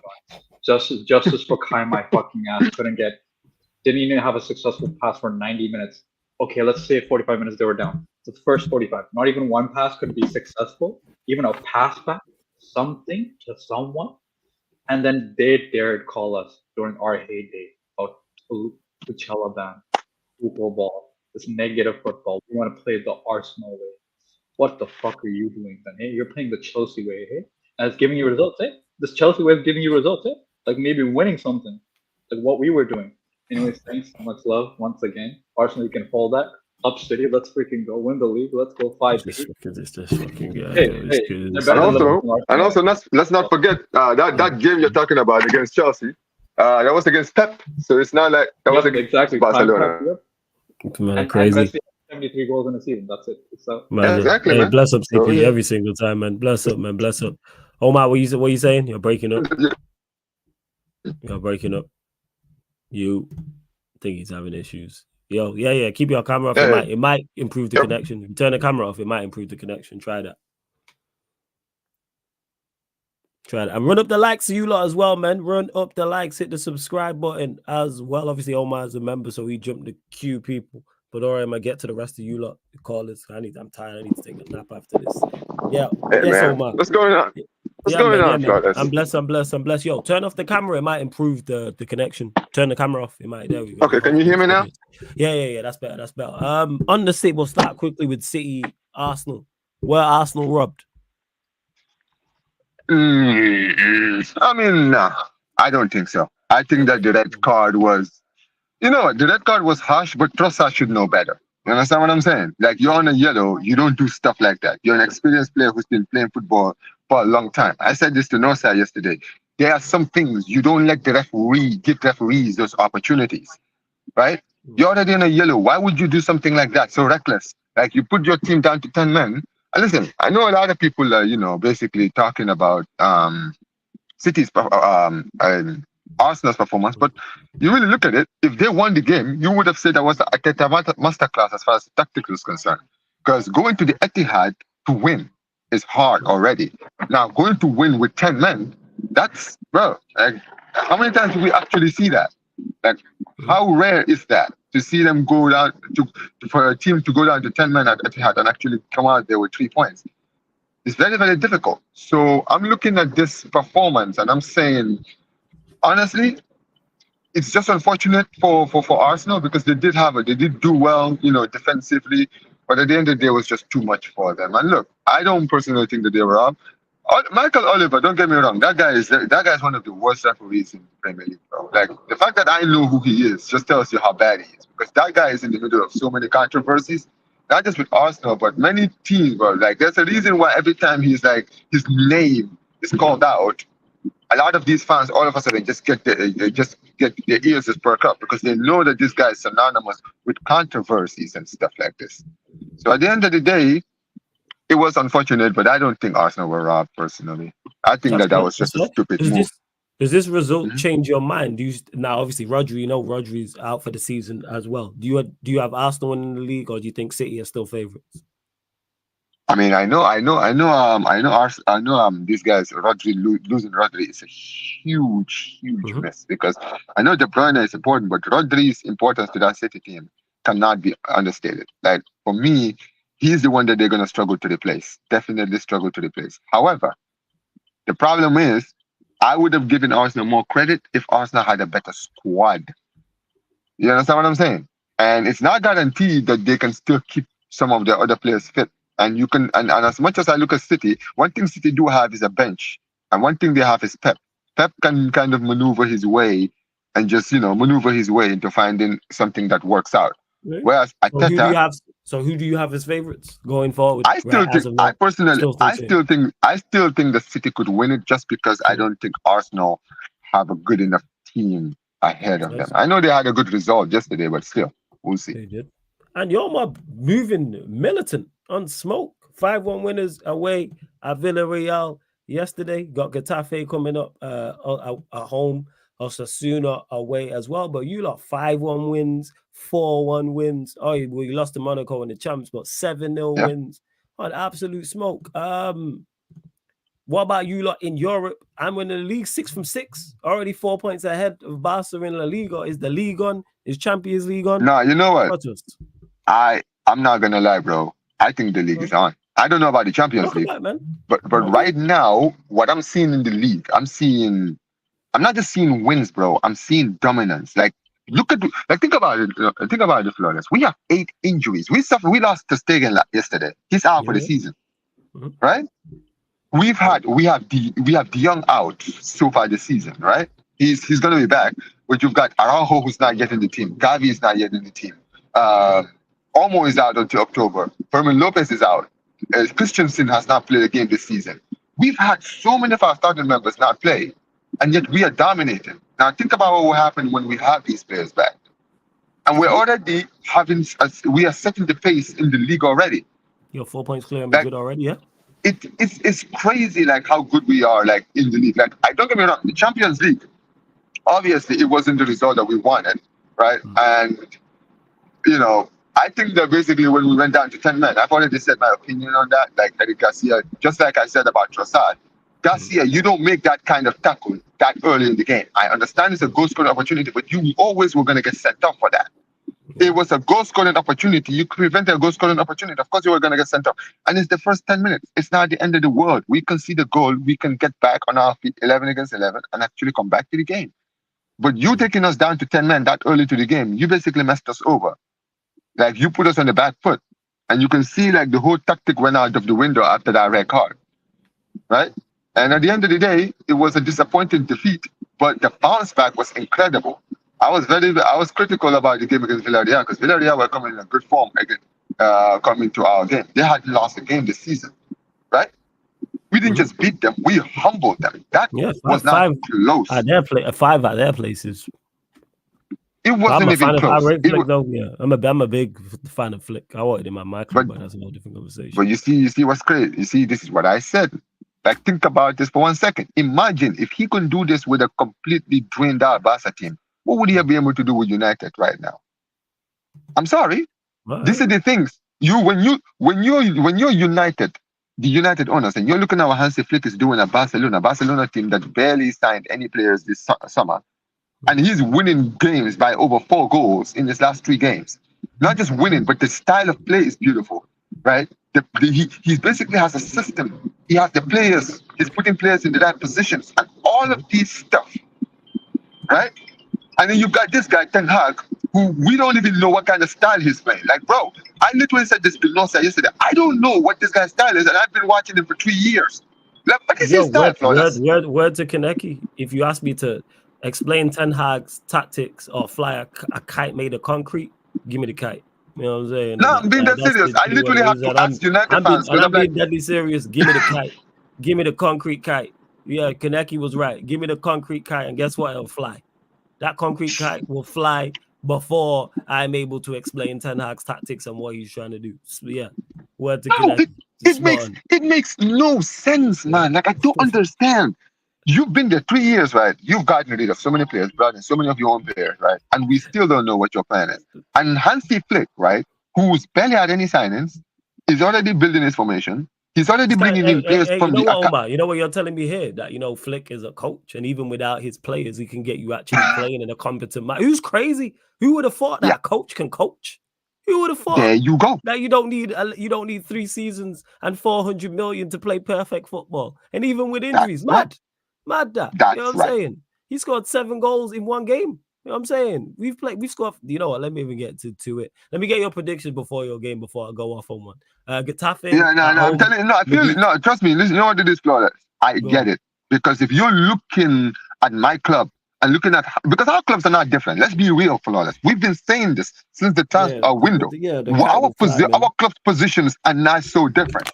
The difference is this: we have a better coach. We have a coach who knows, who has a plan when things don't go right. He doesn't sit there and whine and complain and talk about, oh, these players are out, and if these players come back, and all of this politics.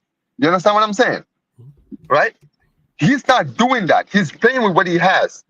He's playing with what he's been given. And at the end of the day, this man is I knew Hansi Flick was a great manager, and so did you. You were basically talking about him since the season. You were talking about him. Basically, what could he do for us? Bro, you're looking at what he's doing now. What could he have done with United? And at the end of the day, this is only on United. Because at the end of the day, you had a chance to sack this manager. You had a chance to hire Hansi Flick. You did. He was there for the whole season unemployed. Yeah, but we chose not to. But let me get your predictions for your game, Omar. Your 2 games. You play Getafe at home in La Liga. Scoreline prediction for that.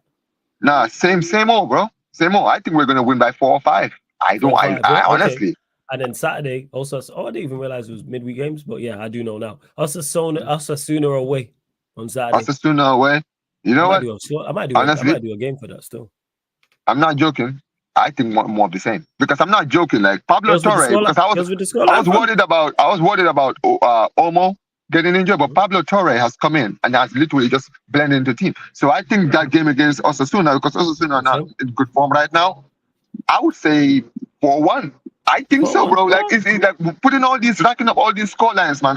I'm more confident in saying this because I see the way we're playing. It's not like we're winning games and we're just like sitting back and like, okay, let's just, just basically secure the win. Nah, these players, like, if we get a chance, you go score more. Like we scored 4 years, we scored 5 flawless, right? We could have had 6. Lewandowski missed a penalty. We should have scored 6. Yeah, well, so yeah, man. But Omar, Yeah, gonna have to let you go. Gonna get to the rest of these callers, but big up every single time. You lot subscribe to Omar's channel, Omar B on YouTube. Go and subscribe, especially if you're a Barcelona fan or a La Liga fan. But go support Omar. Big up, yeah, every single time. Blessed up. Shout out to Omar each and every time. We're gonna continue to get all of you lot in here. Don't worry, people. I get to all of the callers who are currently on. Don't worry about that. There's a lot of you. These shows becoming longer and longer, but here we are. I don't know where he's traveling to. You know what I'm saying? I don't know if he's going to get the points that Arsenal will rub from. But LJ is in the building. My guy, what are you telling me, man? You good? Yeah, what's up? Man said 10 out forever, like Wu-Tang, yo, this guy. yeah. No, I have to, man. Yeah, I mean, no, I said 10 out forever, like Wu-Tang. Yeah, let me ask you, LJ. Were you lot robbed at the EITIHAD by Manchester City? Well, not by Man City, by the referee. Not really.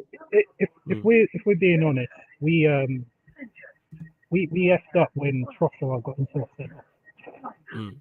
So I can't really say we were robbed, but at the same time, Mike Oliver didn't do a good job for anyone anyway in that game.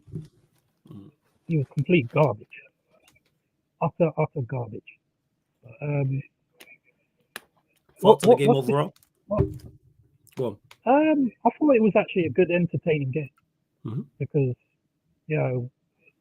Man City struck first, Haaland, then we struck the equaliser with Calafiori with that wonder goal, and then Gabriel the header, the sending off. I mean, it's entertainment. Isn't it?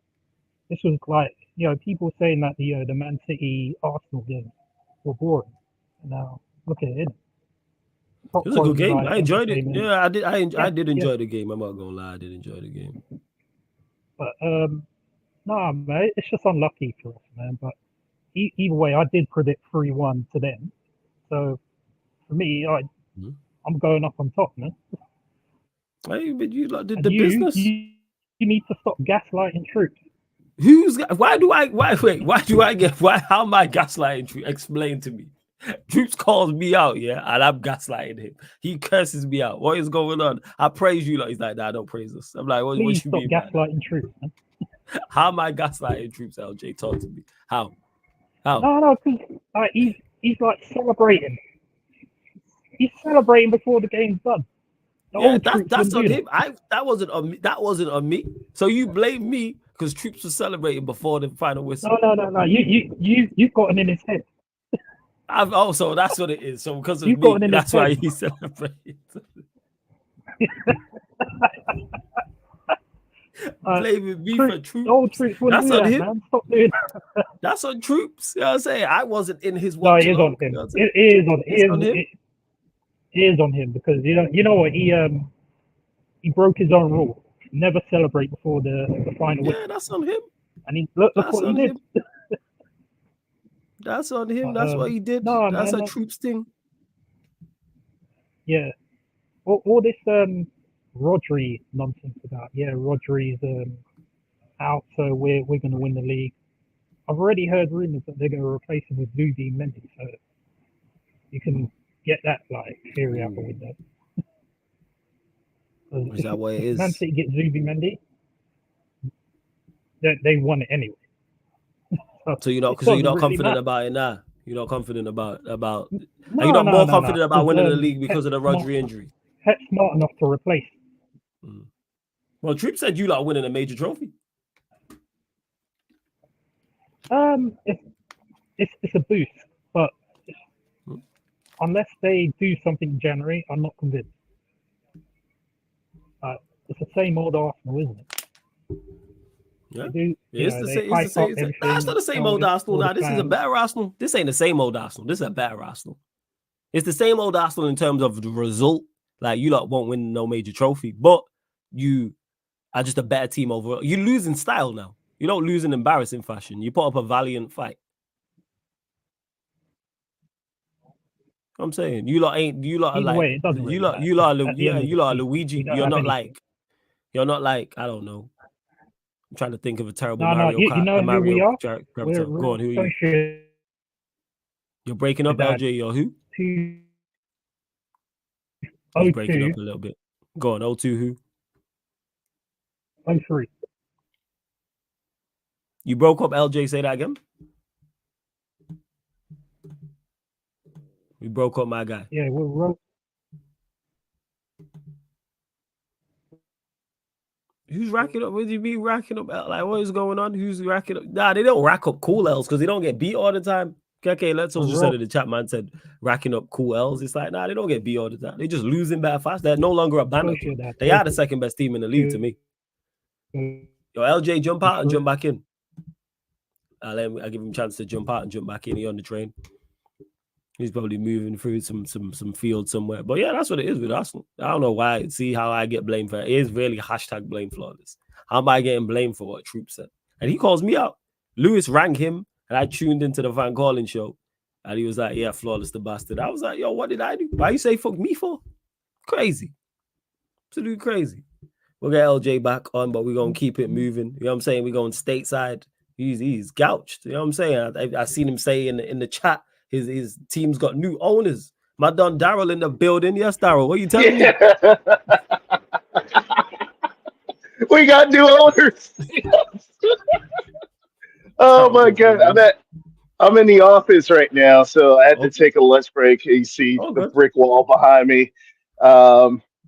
This is the greatest day of my life. I got on the Ice Cube shirt. That's fire. That's a fire shirt. That's a fire shirt. You want to know why? Because today's a good day, God damn it. It's a good fucking day. Today is the best day of my entire history of rooting for this club. We finally got owners. We finally got people who actually care about football, who actually want to see Everton do well. It's the greatest. Who are these new owners? This is news to me. I didn't even know you had new owners. Who are these new owners? Yeah. Check it up on the pull up the Everton Instagram and put up their Twitter. Okay. We're getting bought out by the freaking group, the guys who owns Roma. They made they got money. They pretty much own our stadium right now. So it makes sense for them to buy us out. They what's it call it? 2 months ago they dropped out of buying it, but over the background they've been making some deals, and today was confirmed that they will be buying the club. One of the greatest moments of my life. As a fan of Everton. Oh my God, Full Harbor Siri is a bum. This guy, I am so glad this bum is out of the club. One more thing that we need to do is get rid of Sean Dyche. He's trash. Oh my God, I did a live emergency meeting after the Carabao Cup loss. I was at work watching the game, right? At work watching the game. And I'm just like, bro, they subbed in Ashley Young. This motherfucker is going to cost us the game. And what happened? We took penalties, 6-5 on penalties. Guess who missed that penalty for us? Take a wild guess. Everybody in chat. Take a guess. Motherfucking Ashley Young, the son of a bitch, cost us the game. This fucking guy, he's going to give me an aneurysm, bro. Like, this motherfucker is out here flopping it up, making horrible decisions, can't make a penalty, cannot make a fucking penalty, and it drives my brain. And then we played against Leicester City, taking a 1-0 lead. I knew we weren't going to win. You want to know why I knew we were going to win? Because Sean Dyche is a shit manager. And what happened? These dudes drew the game in the 74th minute. Bro, if we can't beat Southampton and Leicester City, this is going to be a rough season for us, man. We have to get rid of them. This is it. Joint statement from Blue Heaven Holdings and how'd you say it? Is the Friedkin Group? How do you say that? Freakin'? Oh, Freaking Group. Is that, you know, I ain't going to make the obvious joke. Freak leak. Yeah, I ain't going to make the obvious joke. We just going to bypass that. Blue Heaven Holdings and the Fried, I'm going to call them the Fried Group, confirmed they have reached agreement. Yeah, let's call them Fried. Yeah, I just call them Fried. Fried Group confirmed that they have reached agreement over the terms of the sale of Blue Heaven Holdings majority stake in Everton Football Club. The transaction is subject to regulatory approval, including from the Premier League, the Football Association, and the Financial Conduct Authority. A spokesperson for the Fried Group said, we are pleased to have reached an agreement to become custodians of this iconic football club. We are focused on securing the necessary approvals to complete the transaction. We look forward to providing stability to the club and sharing our vision for its future, including the completion of the new Everton Stadium at Bramley Moor Dock. Let's go, man. Everton, let's go, Let's man. go. We out Let's here, go. man. Let's go. Everton, we out here. Yeah, you just We need to out terminate here. your loan, man. Terminate your loan and we good. You know what I'm saying? And that. All right, I might have to, man. You're I about may to have to. terminate the loan. You got new owners now. Joke, man. We got new owner. It's like I said, man. It's been a long time, man. It's been a long time since I've had a good smile on my face talking about Everton. I try to do live streams about Everton. Doing live streams, watch alongs, it pisses me off. Like it honestly makes me angry doing a live stream about my club. It's frustrating. You guys, most of y'all are fans of like Arsenal and Liverpool and oh yeah, Man United, or oh yeah, Tottenham, as you are sometimes flawless agent Tottenham man. I can't be agent Tottenham man, you know. That's agent. Well, like y'all I like are, that. I ain't gonna lie. That's a fire name, yo. Agent Tottenham man is fire. I'm about to use that still. Agent Tottenham man. Agent Tottenham, I like that. That's fine. I don't go lie. That's fine. I ain't gonna lie. We're going as you were. So new owners, man. I've never seen you this hype before. Never seen you this gas before. Great, guys.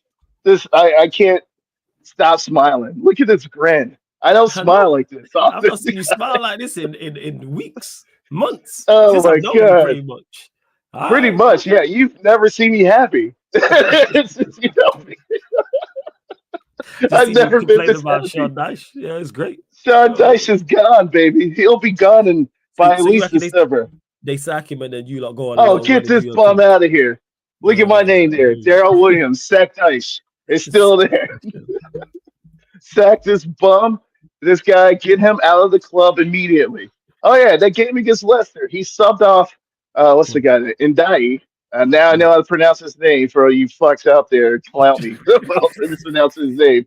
Ndai. He subbed him off and put in a midfielder, even though he was cooking. And I'm like, bro, we need to score goals. We need to score a goal to take a win. But this clown, he subbed in a midfielder and just played the ball to make sure that we played conservative as hell. So he went back to his old-fashioned ways of being conservative. And, I'm just happy, guys. That's all I can say. We got new owners.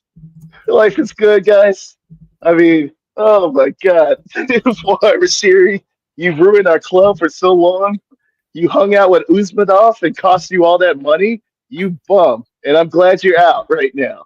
And I'm glad you will never be able to get a chance to own a club ever again, you fraud. Oh, you ruined the People's Club. But we come back. We move because we are the Blues, baby. The spirit of the Blues, the war dogs. We are out here. The Toffee Nation will be back, my man. I'm so happy. The top Toffees will be out here. That being said, Daryl, scoreline prediction: you play at home to Crystal Palace. Oh, Jesus Christ! As a brace, 2-0 to the Palace. 2-0 to the Palace. As a brace, it's gonna be a masterclass. As a they ain't gonna be fun though. They ain't won a game all season long. They haven't won a game.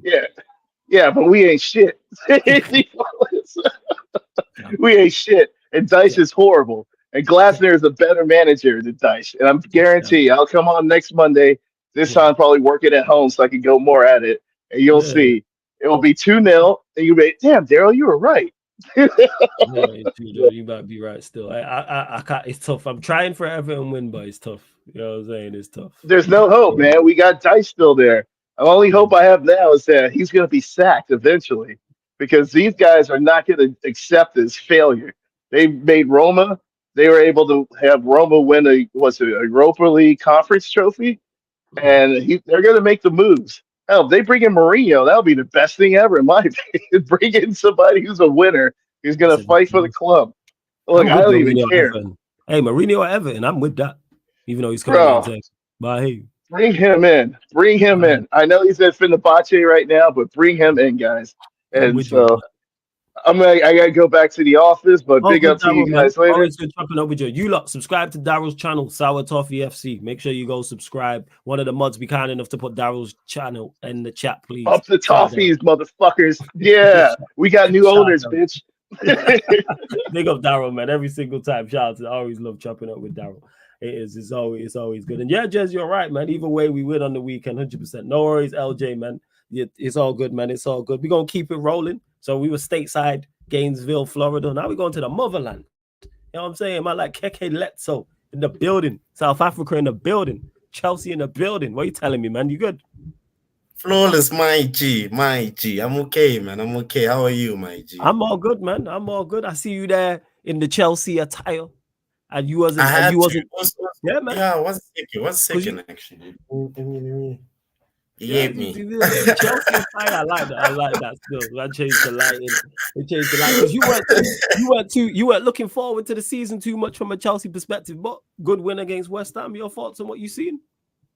I wasn't, and I wanted to remind people why real quick. Yeah. Okay. Because I decided to take a quick trip down memory lane. You get me? To October 2022, and I just want to read some results for you real quick, Flawless. Yeah. So it all started with Chelsea getting smoked 4-1 at Brighton. Yeah? Was this on the hoop? Was this last season you're talking about? This was October 2022. Thomas. Okay. It was just around the time Potter got hired. We had just lost 2-1 to Dinamo Zagreb. That was Thomas Tuchel's final game in charge. And Potter came in after we ripped Brighton out of Brighton. Yeah. And they gave us 4 of the best, right? And then we lost to Arsenal 1-0 at home. Then we lost to City 2-0. Then we lost to Newcastle 1-0. Then we lost to Villa 1-0. Randomly beat Bournemouth. Then drew to Nottingham Forest, then lost to City again, then got smoked by City in the FA Cup, then lost to Fulham on my birthday. Joao Felix red card, we lost. Yeah. Draws at Liverpool, draws at Fulham, draws against West Ham, a loss to Dortmund, and a loss to Southampton. Yeah. That's how Chelsea got to 12, guys. And for me, you don't wipe away that form with 5 games. You don't wipe away that form with 10 games because we actually finished the season pretty well. What that form shows you, what that form showed me is that there was an institutional crisis, right? This is why I was saying that my football club was finished. Because when guys were getting smoked 5-0 at Arsenal, the briefs the following morning was business as usual. That's not the football club I grew up supporting. And I'm at pains to remind people that it's a 38-game season, right? It is officially a good start to the season, right? Good games across the board. A good game apparently against Man City, who had a pretty chilled afternoon by my standards. We saw how they got pushed against Arsenal. I don't think there's a Chelsea fan that could say Chelsea pushed them to that point at home, at the Bridge, you know. But nevertheless, a good footballing game. A good footballing game against Crystal Palace when we didn't win. You know, great displays of attacking threat against Wolves. And this particular game for me was a statement win. It had all the makings of a classic Premier League upset. Lunchtime kickoff, a team out of form, but at home, looking for a win with some level of quality in their squad. We are talking about a West Ham team where there's some players that we would like to have. I know United could do with the Kudus. I know they could do with some like that, you know. So it had all the makings. An aristocratic top team that seems to be in good form. And as someone that really loves to, I find the human mind fascinating and I find temperament fascinating, right? I think there's something special about winners. And for me, when I saw the whole tunnel thing against West Ham looked ready, bro. West Ham looked ready. Bowen was there, mean mugging. My boys, they were still fixing their tapes. Man was still putting on their shin guards. I thought these guys aren't ready. These guys are not ready to play this game. But the difference between getting smoked at West Ham last season 3-1 and this season, there's a system. There's a system, which is why, for me, that game was all about Enzo Maresca, bro. And like in my estimations of the manager, he's got some credit in the bank with me now, because how Chelsea played, it was coached. That is about as coached a win as you'll see. I saw a Chelsea team that played in slippers. West Ham tried to make the game aggressive. They tried to be scything man down, but we played with like we had slippers on, and you cannot do that if there is not a preset methodology in terms of what you're supposed to do. That goal that Nicholas Jackson scored, for me, Enzo Fernandez passed that ball into an area. He didn't specifically pass to Caicedo. That was actually a pass born out of the actual system of waiting for the opposition to come and flood the midfield, shooting a vertical pass in, shooting it out, and finding a third man runner. You know what? Like when I first saw this man's interview, he looked like a school teacher in his very stuffy, tight suit. He genuinely looked like a school teacher. The difference between him and Uncle Sorry is that he doesn't look like he smokes. So like he looks like he even thinks about nutrition and that. And ever since he started, it feels like I've been in school, bro. The football, just the sheer technical prowess that he's asking these players to execute. When Pochettino last season was saying, "Oh, you first need to learn how to sit, then you build a chair," it's crazy. It's crazy what instructions can do.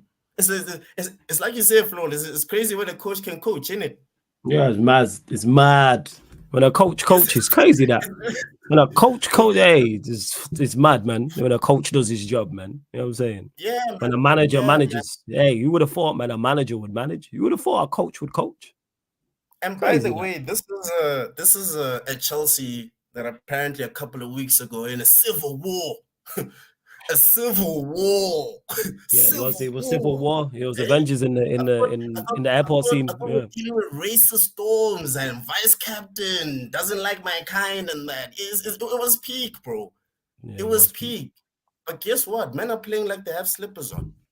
Now all of a sudden they had to find the owners together. Be like, like there's a truce, guys. The ballers are balling. Sancho almost snatching souls, bro. I want the hate along to continue, United fans. Continue watching Jadon Sancho cook, because the system is there. The system is there, and that's the most encouraging thing. Now, mind you, we still have the element of surprise. People still don't know who is triggering and how he's going to play. The sort of passing patterns. It will come, guys. There will come a point where teams get to figure out who are the key players in the system. This like when that time comes, because it did come under Maurizio Sarri as well, where we just popping the ball around and the manager's asking the team to be patient, trust the system, trust the process. It's not gonna be nice. It's not gonna be nice. One thing about Poch ball is that at least you like your heart was pouncing, like it was like rah, like it was like watching like a street fight, and you just wondering, okay, who's gonna knock who out? More often than not, it was Chelsea getting knocked out, but it was usually pulsating games, very emotionally driven games, which is why it was so inconsistent. However, with this, whether it's raining, whether it's sunshine, whether the pitch is not cool, whether the pitch is nice, whether the defense is on it, whether the defense is not, whether people are in form or people are not in form, whether there's injuries or no injuries, we playing this way, guys. And the thing is, the system will get found out, and the manager will be like, nah, just give me better players. Yeah, which you have to do, and then you have to adapt to their system and stuff. Yeah, you right. Go on, carry on. So it'll be interesting to see these things as they transpire throughout the season. One thing I did tell you about that I'm respecting a lot more is injuries, and this clean bill of health is very, very important. Romeo Lavia, who had a very, very strong start to the season, is injured, and it'd be great to see him again. We still haven't seen our captain, and Malo Gusto is also now injured. It's yeah, same Gusto. He's like he'll be available for the Barrow game, but he might not play. But I'll definitely play the Brighton game. I did see what is available really and truly. What is available really and truly? That's what that means. Do we want to rush players back?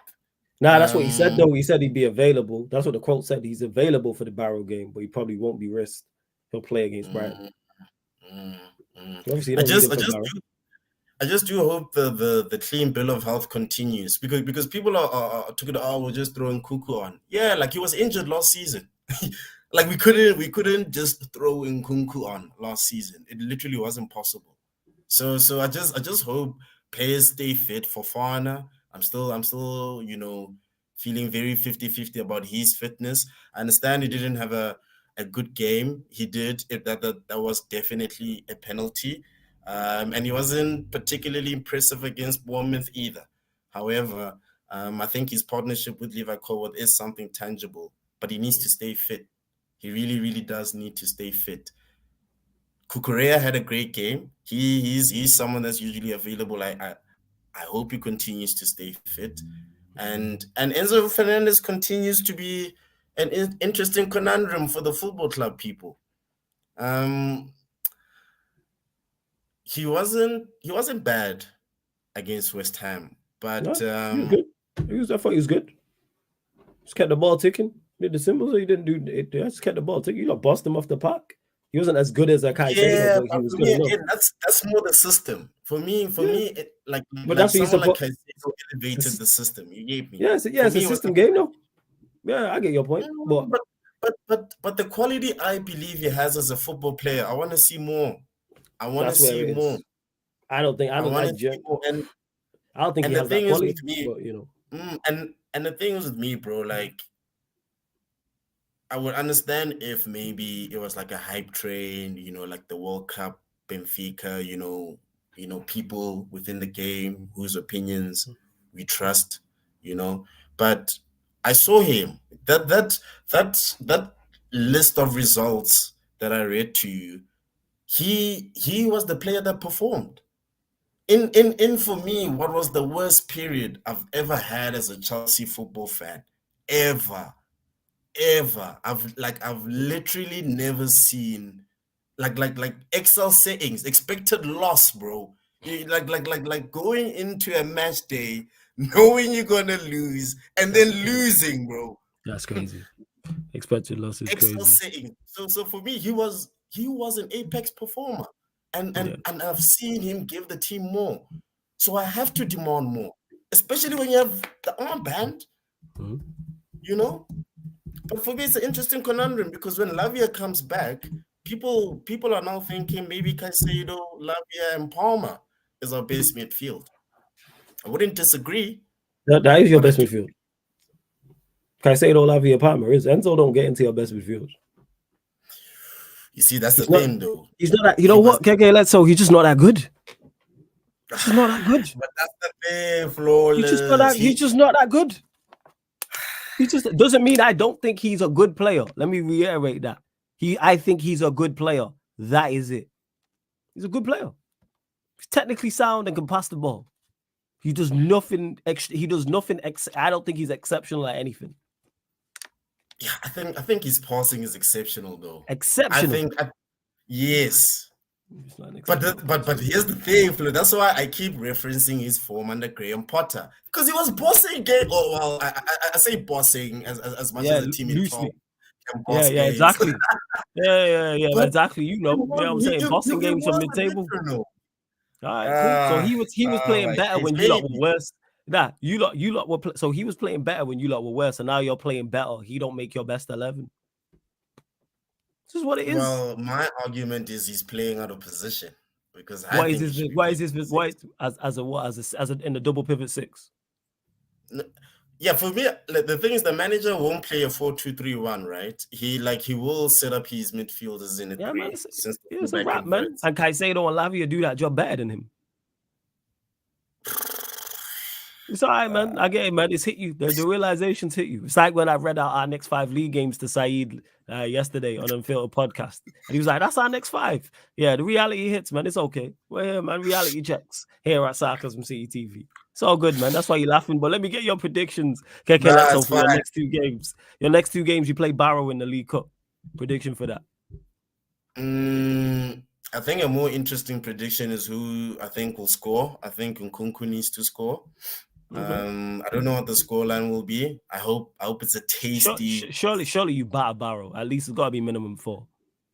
I was thinking a tasty 6-7. You know, okay, I'm trying to be in 7th. United managed to be in 7th heaven, man. Shit. Hey, you not like us, man. You're not like us, and you don't want to be like us. You know what I'm saying? Trust me. Yeah, a little. All right, so we saying 7-0, yeah? Say it with chest, 7-0, yeah? Nah, I'm too pragmatic of a person. So 5? Yeah, give me 5, man. Give me 5. Give me a half 5. 5. Brighton at home. You know what? It pains me to say we have a rivalry with fucking Brighton, bro. You know? It's because of the whole thing. So what are we saying? Brighton at home, 3-0 win, comfy, slippers on. Brighton at home, gotta be slippers on. All them goals. Got Enzo and Caicedo. You know what I'm saying? You gaslighting me now. You know. How am I gaslighting you? How am I gaslighting? Do you not have these players? No, because I got Enzo and Caicedo, Lavia, Palmer, and Nkunku, Neto, Sancho. Got all these ballers. Jackson in form. João Felix off the bench. João Days are back. What are we doing here? It's not gaslighting. I'm just stating the quality players you have. Indeed. But do they have the temperament to win the game? I don't know. 100% against Brighton. Brighton been up and down as well in terms of performances and form. But again, like I'm saying, like I have a rivalry with mid-table dons, bro. People are gonna be reminding them, hey, Chief, they stole our scouts. Yeah, they stole our goalkeeping coach. They stay coming with chest nowadays. We did pack them up comprehensively last season. But yeah, man, I still don't think we're over that hurdle. I can't lie. And once we start igniting rivalries with Champions League teams, I have to take Brighton seriously. So I'm going for a little 2-1. Little 2-1. Okay, little 2-1, yeah. 2-1. All right, cool. Bear in mind, hey, Mello, I don't gaslight anyone, but KK Let's always good chopping up with you, yeah? And I'll catch up with you soon, yeah? Bro, I have to speak about Bruno Fernandez. That was a shocking performance, man. Do we have to? Yes, we do. I have to. I just have to remind you just how bad he was. You remember he was really, really bad, right? It wasn't even really, really bad. That's just the typical Bruno Fernandez performance. I see that week in, week out. He pulls through with the little GA. No, he don't. That's a myth as well. He don't pull up with the G and A. That's a myth as well. He got 8 assists. He got 8 assists last year. He got 8 league assists last year. And 7, I think it was 7 or 8 non-penalty goals. It's a myth. I mean, if we're talking non-penalty goals, then we're doing fancy mathematics in it. So, no, I'm just reading. No, all right. So, okay, I'll kill it dead. Okay. I'll add the penalties. You know how many goals he got? All included penalties. 10. Exactly. Come on, man. You know who you're talking to, man. Let's not do this, please. That's your captain, you know. That's your big wager and all that. Hey, my captain. Hey, my captain. Hey, my captain. Hey, my captain. I don't know what you're talking about. Hey, my captain. I just a little reminder, man, that United are shit, and we love to see it. I'm fully aware. Could have happened to a nicer bunch. You get me? Hold tight the goodness, by the way, that tried to do a little throwback to Jose Mourinho. You get me? He did tell you guys you're specialist in failure. You know. Damn. Like just remember goodness in it. Like parking the bus and then turning it into a bus parade ain't for everyone, innit? Just remember who does it better. But yeah, flawless. keep it moving, man. KK Leto, big up, man. Always good chopping up with you, man. Every single time, yeah. Bless up, save. Blessings. Shout out to KK Leto. Always good chopping up with him. Spoke to this done before, but I can't remember. I know he supports Arsenal, but I can't remember where he's calling in from. I believe it might be London, but I could be wrong. But man, like Corey is in the building. Yes, Corey, what are you telling me, man? Good, my guy. It's a stateside, man. State. Oh yeah, you States. My bad. Yeah, man. But I do remember chopping up with you. I remember talking. So yeah, thoughts, man, on the game at the Etihad where you robbed. Crazy game. And I said it last week, bro. I told you there's no stink fest, right? Stink fest. I enjoyed it. I thought it was a good game. Well, the first half, also. But yeah, we move. But for me, I only came. That's probably like the most like I've come out of that with like real confidence, especially for like these players, because when I came on here last week, I said that after the Spurs win, that these players are really up for the fight, and if you didn't think so before, I think you definitely have to now, just off of that second half alone, man. For 10 men and just to I've seen the stat, bro. They had like 28 shots in the second half, and it's like I think it's like 10 plus of them came from either Walker, Diaz, or Akanji, which is crazy. You even had one thing I did love. I love the scrap. I love the scrap between Haaland and Gabriel, man. I love seeing it. I like that type of stuff. Yeah. But one thing I would look at if I'm Man City is how much like the lack of chances they really created. It was just pop shots, really. The whole second half. Second half of them. And I can't wait for the return fixture. February 1st, we will be there. Holland, we will be there. Oh, is it running down on Haaland, yeah? Nah, there's beef now. There is beef. You can clearly tell these two teams don't like each other. Man. Energy, man. You're saying fuck City. I'm with you on that. Fuck City. I get you, bro. But I'm with you on that. Yeah, man. And with the one player that really impressed me, even after, because in midweek he was horrible. Man, like Uncle Partey, man. I thought he was brilliant. I thought he was brilliant. I thought he was brilliant next to Suarez. But yeah, man. That was my thoughts on the crazy game. And I don't know what it is with the rattle. I don't know what it is with the rattling, man. I don't know how this club can just rattle so many people. It's crazy. Bernardo Silva, 5'3" with attitude. I'm not hearing it, bro. I said he's 5'3" with attitude. That's crazy, yo. 5'3" attitude, man. I was on it. But now the hard running is done for this part. I've even looked at like going up into the new year. We only got the only hard games we got left now is like Liverpool. We gotta go Chelsea. And other than like the games of Europe, but the games in the league, you got that, and I think we gotta go like Newcastle as well. Other than that, man, I think now we're like we can really step on the gas, go on a run, and only 2 points behind now after this. And 2 weeks ago, we were talking about there's a world where we could have been 8 behind, but now we're in 2. We stayed with the pact. I said it. We just have to survive this.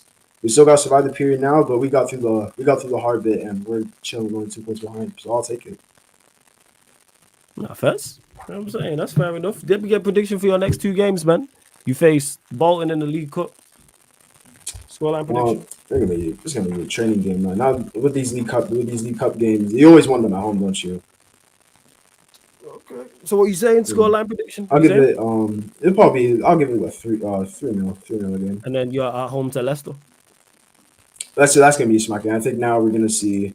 More attacking. You're gonna see more like attacking Arsenal now. I'll say you're gonna win the game 3-1. Okay.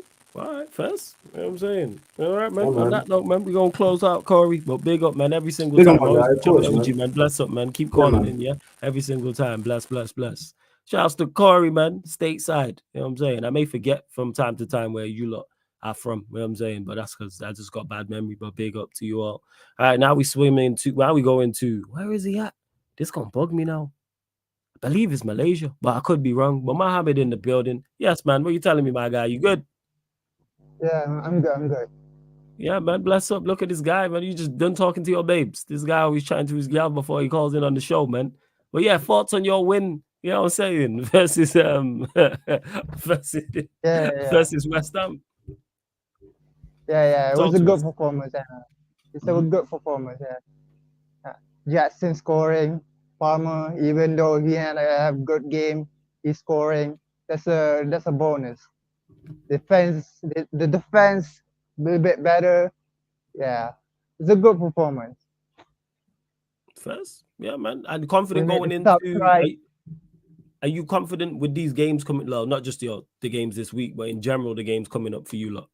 Does it give you more confidence? Yeah, Like the win against this win, the win yeah, against Wolves, etc.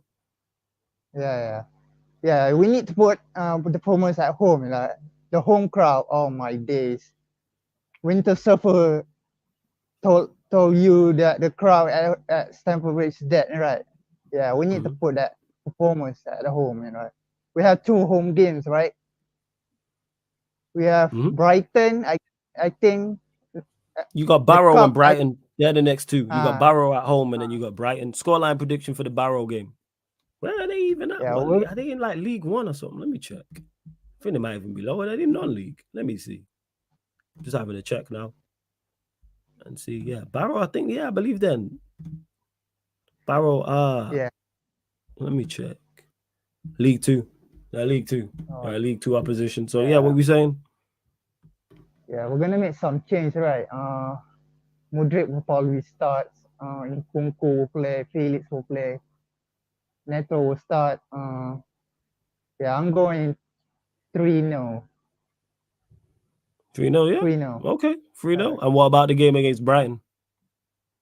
Yeah, the Brighton game. Brighton is up and down. Brighton is not good this year, Rents tell me it's not good this year. Okay. They've been poor. They're not the same Brighton that play attacking football. They're not the same. So I'm going 2-0. Flawless. Talk to me. Spurs versus United. Which one you're gonna which one you're gonna back this time? I'm United, man. I'm GGMU. What are you talking about? I am United through and through. What do you mean? I am United. Yeah, so United beat Spurs. Where's the tweet gonna be like? Where's the tweet gonna be like? The main dish beat the side dish.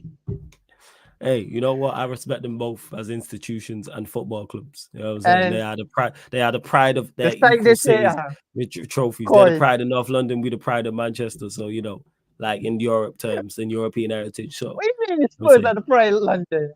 Nah, pride of North London. No. Pride of North London in terms London. of European heritage. Yeah, man. They've won more European trophies in North London than anybody else. More than the Red Side, whatever their name is, and Barnet and all them other clubs in North London. So what are we talking about here? So European heritage, they are the bar in North London. European heritage, we are the bar in Manchester. So, I respect them. Great institutions. What are we talking about here? We're both struggling now, but I'm GGMU. I'm United at DIE. That can't be a joke. You're such a funny guy. You're such a funny guy, man. Can't be a joke, Yeah, do you hear about the news that Rodri is gonna be out for what, man? Yeah, Rodri's out for the what's it called? He's out for the season, cruciate ligament, unfortunately. Yeah, he is. Does that change your mind? Now. Do you think Arsenal win the league now? Or do you still think it's safe? Yeah, it's gonna be close now. I hate it's gonna be closer. It's gonna be closer now. I hope Pep find a way in it. You're gonna put John Stone at DM now, or Nunes, something like that. He find a way. He's gonna find a way. He's gonna buy. Yeah, he's definitely gonna buy in January. Yeah, they're gonna buy someone in January, 100%. He's gonna buy now. He's not gonna sit around do nothing. No, I'm gonna call Yen. He's always backed Arsenal before. Now he's dashed them now. Who's dashed Arsenal? Who? Yen City. He's always backed Arsenal. Oh yeah. You know what I'm saying? He used to back Arsenal. Now, yeah. He used to. Now he's turned on them now. After their coming game, this last night game. He used to back Arsenal. So Arteta is doing good job lah. Something like that. Joking. Nah, I hear you, Mohammed. But I'm gonna have to let you go. Gonna get to the rest of these calls. You hilarious, man. Call me a joke, that's mad funny. So big up every single time, my guy. Bless up, just big up, man. Big up. Shout out to man. Legit, just call man a joke, Liberties, yo. Yo, Matthew, what are you saying? You there? Matthew. Yo. I don't know if he's there. Matthew. There he is. Yeah, he is. Yes, man. What are you telling me, Matthew? You good? I'm good, man. It's been Blessings. It has been a minute. Let me ask you, man. I really want to hear your thoughts on this. Were Arsenal robbed at the Etihad? No, fuck them. They can hold that. They can hold that. I'll be real, because if we're being honest, yeah, the Calafiori goal, there's bare like conspiracy on that as well, and like, because apparently Kyle Walker was still talking to the ref, yeah, and like Arsenal just like played on and that. So that goal should have never really stood anyway. But they won't talk about that. We know what Arsenal fans are like. They like playing victim, innit? They like being, bro, these man, it is what it is, bro. Like, and Pep said it as well in the interview. They said, bro, 9, 10, 13 men on the pitch here, they were always going to play the same. So it's like, I don't know what these man are really complaining about. Like, they deserve that, man. I'll be real. These men are football terrorists, bro. I'll be honest. These men are terrorists, fam. Yeah. So you weren't feeling the defensive masterclass, no? City, fam. I said Sangria Stoke City. That's crazy, yo. That's what these men are on. The Sangria Stoke is mad, yo. They call it the Payala Pulis and all that. Oh, you see the Photoshop as well. They photoshopped his face onto Pulis with the Stoke City cap and the jacket. No, but he is crazy. He is a crazy. He is a Pulis is mad. Pulis is mad. Fair true. And to all the man that were getting giddy, yeah, when we beat Barnsley 7-0, yeah. Talk about it. Thoughts on the United Palace game as well. I was holding corn because I said, because people, yeah, were getting a bit giddy about Garnacho, Rashford. They were like, oh yeah, Rashford's back after scoring 2 goals against Barnsley, and I was just like, oh, this club is finished. Can't lie. This club is finished. Yeah. Oh yeah, we finito. We finito. Like, fam, Barnsley, you know, we're meant to beat Barnsley, fam. Like, and man were like, oh yeah, Garnacho, he's real techie. Oh, he's a generational talent. All of that. Just for him to do nothing next game against Palace. Surprise, surprise, innit? I keep telling you, man, bro, this guy's an impact player. He's not a starter. We need to stop doing this. I'll be real. You know, Rashford at the top level, yeah, in the Premier League, he's done. He's done, bro. He's done. Like, one goal against Southampton. Yeah, twanged you man into thinking that this guy's good. Like what are we doing here? What are we doing here, bro? Standards are in the absolute bin, fam. I'll be real. And to all these man, yeah, getting onto Xerxes and sucking off that scrub Hoyland, yeah, honestly, you lot are a disgrace as well, bruv. Because when Hoyland came on, yeah, he did absolutely nothing. He did nothing, yeah, that's true. He did nothing. Yeah? And what's it? Ten Hag subs, yeah, were a joke as well, fam. Because what? Our front four was the same as last season, wasn't it? Well, to end the game, it was Rashford, Garnacho, Bruno, Hoyland. That should never be there. That should never be our what did I say before the season? I said I don't want to see that front four ever. We knew ever. I don't want to see it. Nope. I did not want to see it in the cups, and I definitely don't want to see that in the league. And Ineos, this is on you, fam. This is on you for keeping this idiot in charge. Yeah, this is on you, man, bro. Yeah. I tried to defend you lot, yeah, but you know what? Ever since you kept this man in, I can't, bruv. I can't. I just can't do it. I can't do it, fam. Like, this is on you, man. You should have got rid of the guy when you had the chance, but you, man, crumbled to fan pressure. And now look what's happened. This guy's still doing the same old BS. It is what it is. Yeah, and I hope Jose puts us in a casket as well, fam. I'll be real, fam. I hope he does, you know. I'll be honest. Nah, we need this, bro. We need this. It needs to get worse, yeah, for us to get better.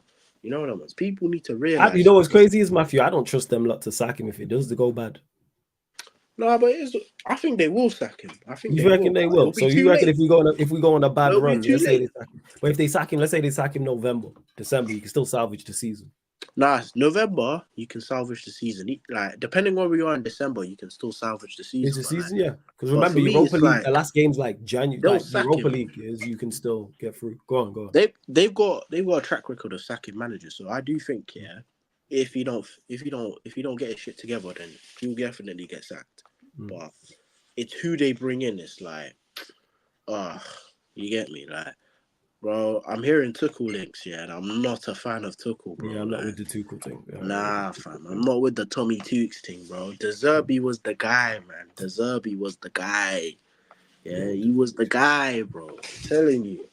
Yeah, fam. If we had De Zerbi, yeah, and this fraud got sacked, I promise you, yeah, I'd have been way more cooler about the season. Much more cooler. Like, this guy's got Marseille cooking right now, fam. If they win the league, yeah, we're gonna look like idiots as well. We're gonna look like fools, fam. I can't lie. We're gonna look like fools, man. But we could still go get him from Marseille. Let's say they win the league, we could still go get him next season. I don't know if that's gonna happen, though. I'll be honest. No, we could. No, I'm saying we could. I don't trust Ineos, man. I'm with you. Hey, Matthew, I'm with you on that. I don't when it comes to the managerial thing either. I'm just saying it is an option. I want Inzaghi, though. I'll be honest. Inzaghi thing, yeah? Yeah, man. Inzaghi, bro. Like, he's got Pep's number in it. Like, he's good, man. I like him still. It's between him and Amorim, Motta. I do like Amorim, but I'm with the Inzaghi team. Oh, good, man. No stress. You lot run up the likes before we do close out, people. Run up the likes before we do indeed close out, people. Run up the damn likes. Hit the subscribe button on the channel. You will get some form of content on the playback later. Go follow the Sarcasm City TV playback. Probably be pro clubs as well. And I'm going to update the upcoming live stream schedule tonight, people. Go on, Matthew. Go. Yeah, make sure you follow that up, people. You get me? This is premium content right here. You already know, man. 100%. 100%, man. But yeah, bro.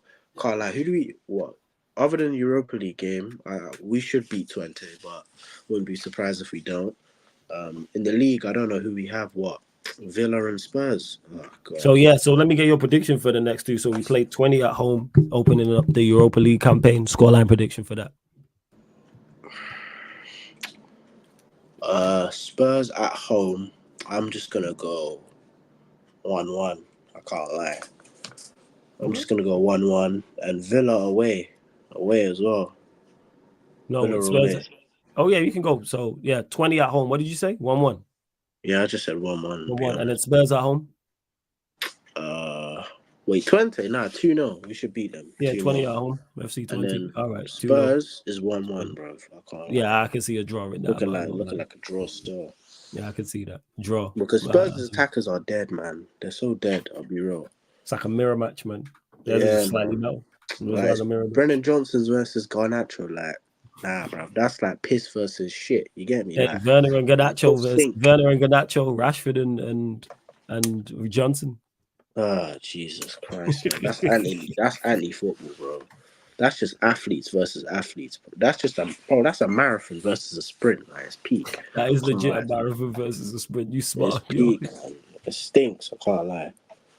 And it's like, I saw the Xerxes slander, yeah, and I can't lie. It makes me sick, innit? Because it's like, man think Højlund will do better, you know? And it's like, bro, whether because it's like, people are like, Xerxes not a good finisher. Neither was Højlund. Like, what are we doing?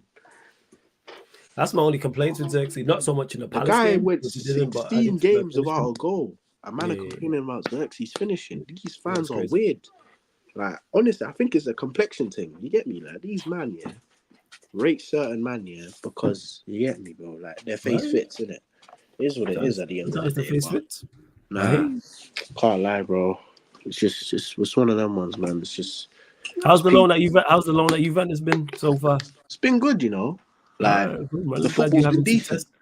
Good Champions League win, 3-0, 3-1 against PSV. You get me? Yildiz balling out. You get me? My guy. Motto ball, here we rise, man. You get me? Love that. I'll be back when Ten Hag gets sacked. You know the ones there. It is what it is. Fairs. We're gonna let you go, Matthew. Big up, man. Always good chatting to you, MG. Yeah, every single time. Blessings, man. Blessings every time, man. My guy. Every single time. Hano, what you telling me you there? Getting to the final couple callers now. Hano, you absolute fraud. Is this guy there? Talking about Chelsea fans I can't stand. Yeah, you got this numpty. Yes, Hano, what you telling me, man? You good? I'm good, bro. Yeah. Just give me quickly 1 second. No stress, man. Yeah, do your thing, man. It's all good. Make sure you subscribe to his channel, Coach's Corner, as well. Make sure you subscribe to his channel, Coach's Corner. You know, this is Hano. Gaming for life, just spreading lies. I'm still not over Mohammed calling me a joke. You know what I'm saying? That was just out of nowhere, man. Man called me, man said, you're a joke. You're a funny guy. I was just like, I might laugh when he said it. That's the craziest part about it. He said he's waiting for the tweet after the United Spurs game. Coins. It's crazy. Shout out to Mohammed, Joe. That shit still has me rolling. Oh my god. Well, yeah, I don't know what's going on. Yeah, definitely a scribble H. I mean, yeah, we will be running some form of clubs. I messaged Sheik as well because I want to do the cold career mode on the AFC 25, but we'll see. Yeah, I get called a joke by top. This guy in his bed is crazy work, KW. It's crazy work. Go on. Okay, that should be better. Cool. AW, crazy work, you know. They're saying that. They say it is. I got called a joke by top. This guy in his bed is crazy work, yo. Crazy work. Yeah, shall we nephew? You absolute crook. Why am I a crook? What did I do now? What was going on? Because you know you're a crook because your fans said your attack is getting 80+ goals. Just for that, you are. Why is that my fault, yo? Because they got at me for that. They got at me for that when I said there's no chance. We'll be closer to 40 than we are 8 league goals. Will you even reach 40? That's my question.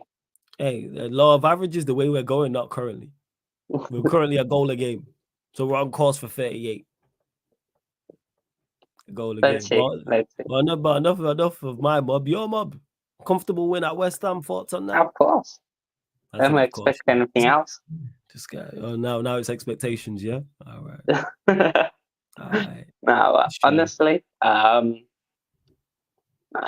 maybe we should have kept Poch all along because because you were a Poch backer as well. Yeah. So you weren't a fan of Enzo. Yeah. Imagine we would have been with you guys, maybe even worse if we kept Poch. Oh yeah, definitely, 100%. Crazy, but I don't know how anybody can say. And then people want to come at me for getting giddy when we were second.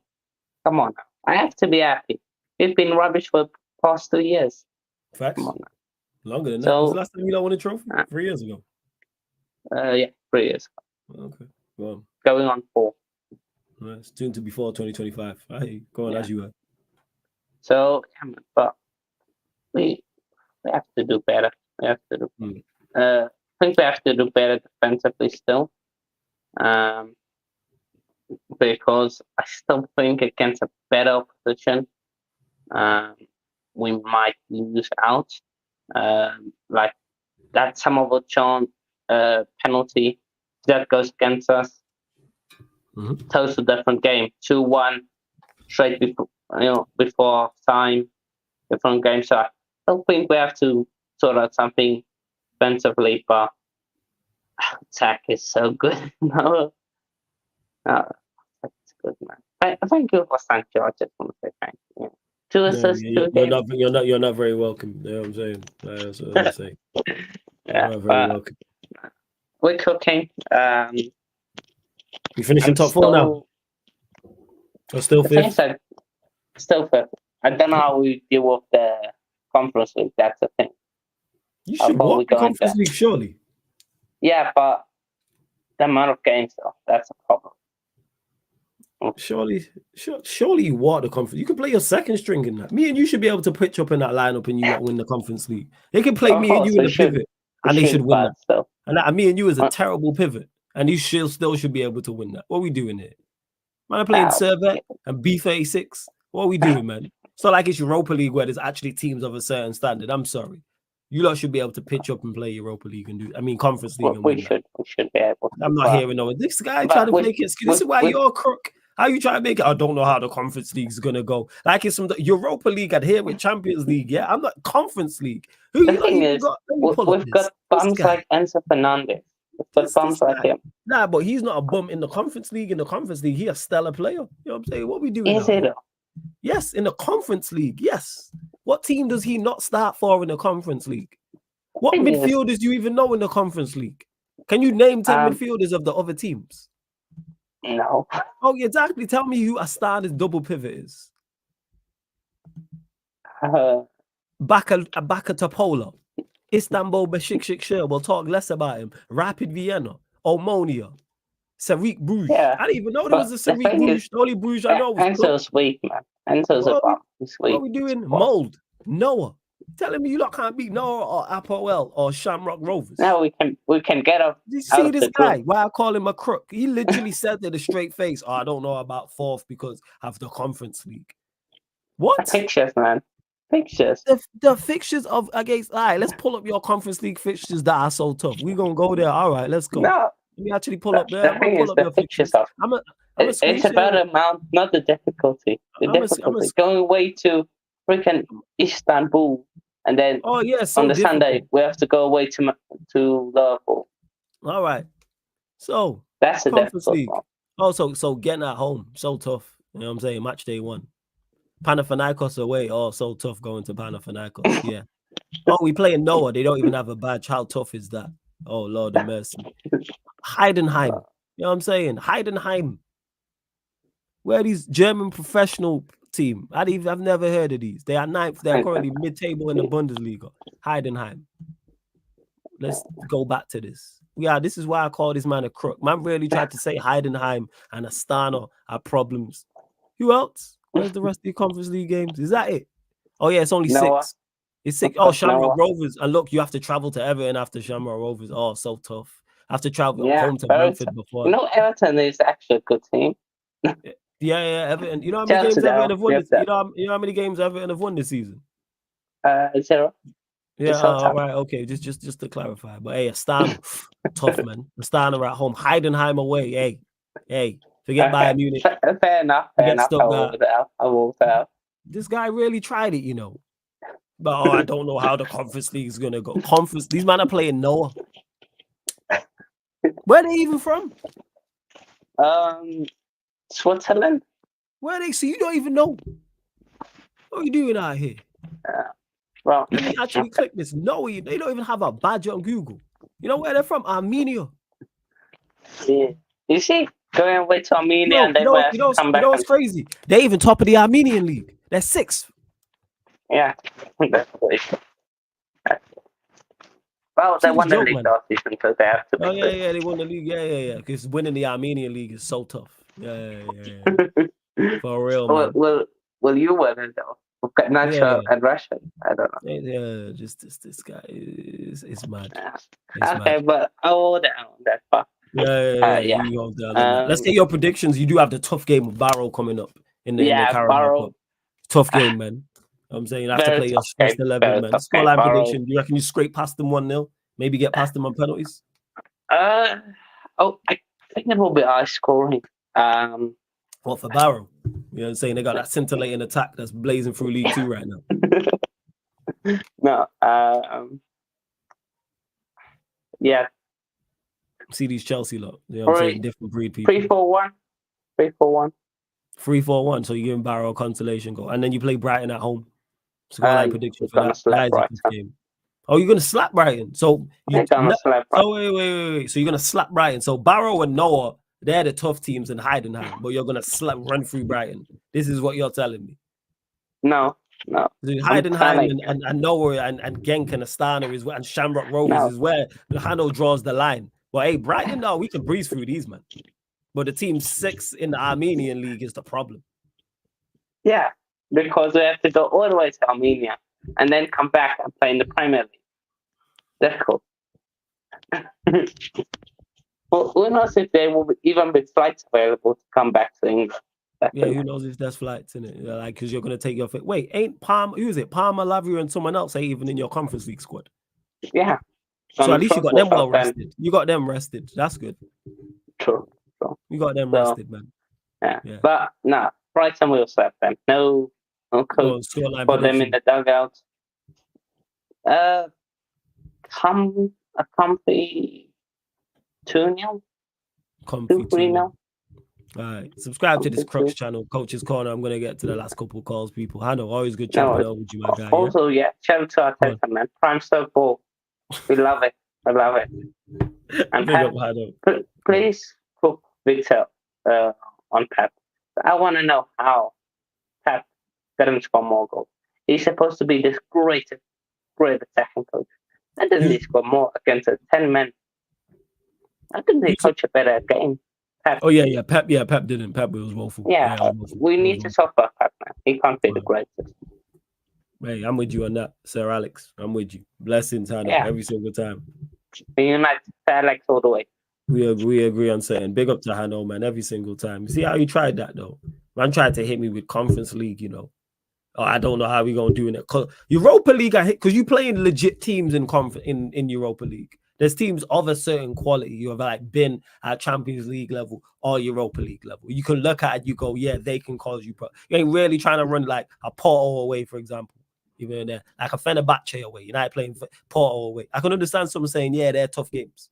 They ain't walkthroughs like that. Like, no, you know. The team's 6 in the Armenian League. Legit, they're 6 in him, but you should big up to Hano. Subscribe to his channel. We're gonna go to I believe he's called in before. Man, like Ahmad is in the building. My guy, what you saying? Yo, man? what's up, man? It's actually the first time I'm here, actually. Oh, is this the first time? Okay, man. Yeah, yo, man. Where you calling in from, and who's the team you support? I'm calling in from Saudi Arabia. Okay, it's National Day over here, so I decided not to go out. And too much traffic, you know what I'm saying? Yeah, so big up Newcastle, but I don't support them really. Although I do want them to do good in the Prem. But actually, I'm a Bayern fan, bro. Oh, you're a Bayern Munich fan? Okay, this is sick. We don't had a Bayern Munich fan call in before. We've got one on the channel as well, but we never had one call in. And no one from Saudi Arabia. Thoughts on company and what's going on? I can see your name there as company got relegated, but yeah. I wrote company got relegated to take the piss, to be really honest, because a lot of Premier League fans, man, they were saying, oh, but company got relegated. He's not a good appointment for Bayern Munich. What's going on, bro? Listen, I'm not saying company in or company out, because to be honest, if we lose the league, that's by default a sacking. But like at the same time, like if the form that we're on, we scored 20 goals in 3 games. You know, which say that again to people.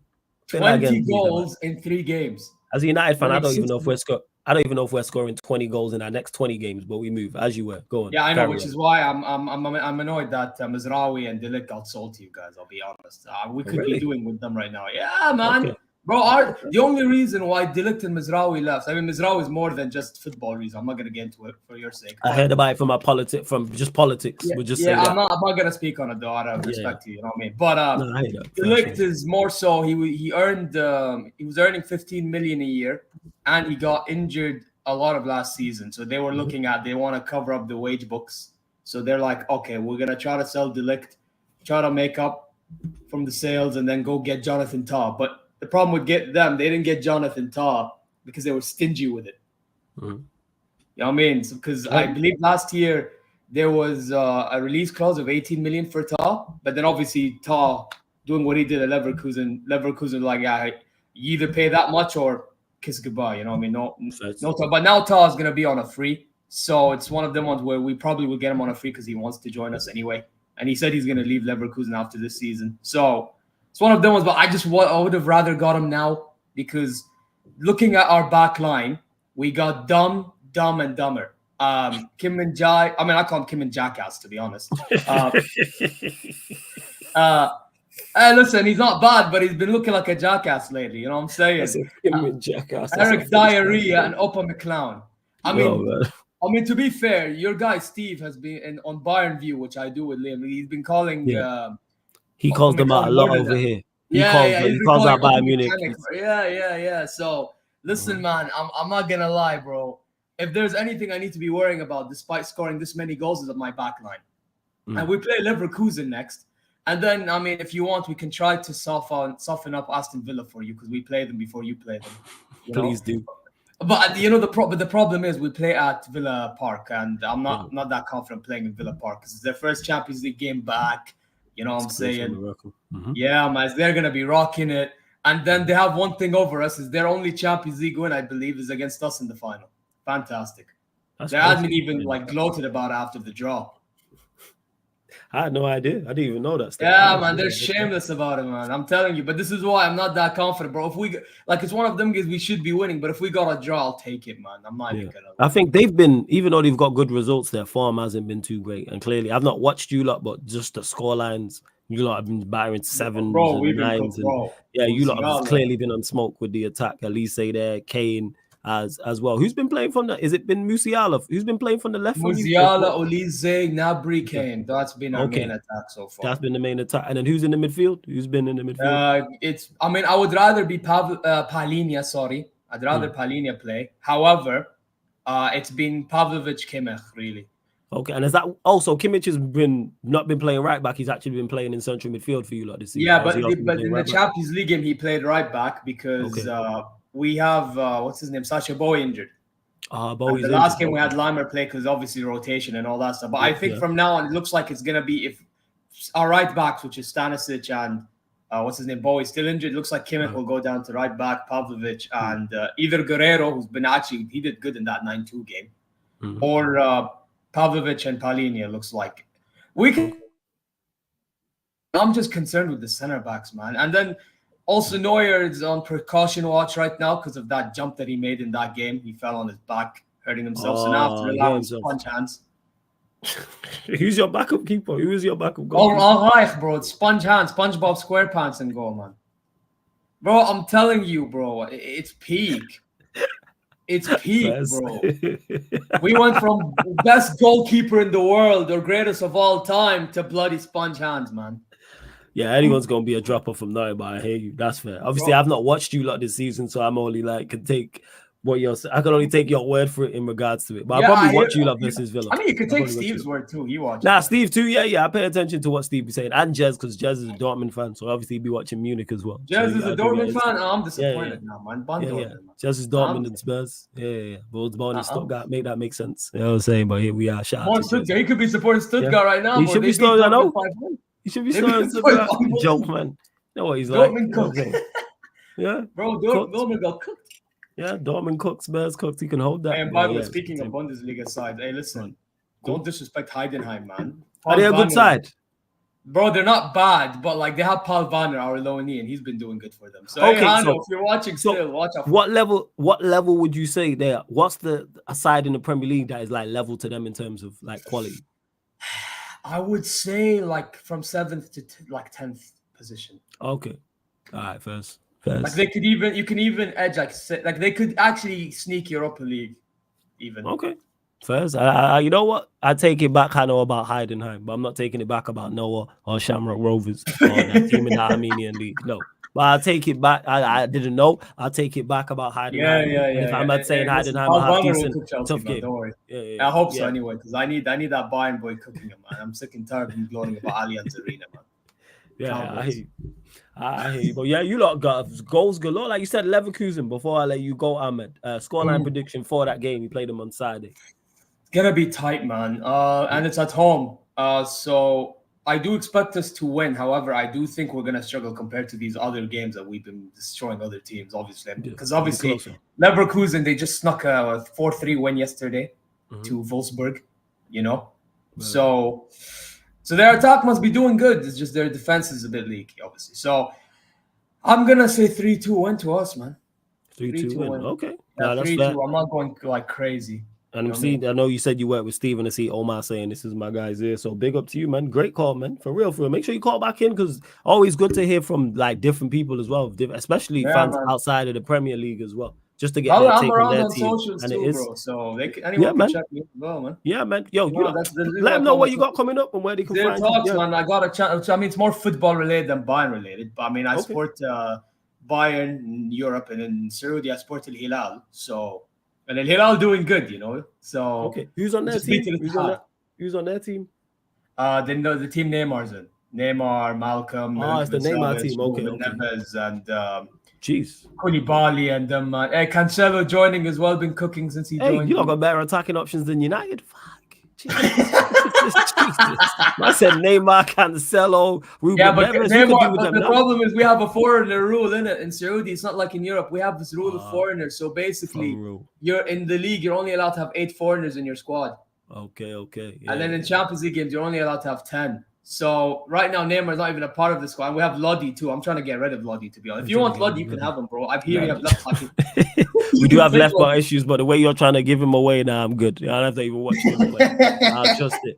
But you lot subscribe to Ama's channel, Zay Talks, people. Zay Talks on YouTube. Follow him across all his socials as well. Hey, call back in, man. Great first call for real, man. Good Take care of the lick, man. That guy should have never left my club. Yeah, he's doing well. I'm not gonna lie. I called that one wrong because I was skeptical about both of those two, and I've been very, very impressed. Especially Mazarari. He's just so efficient.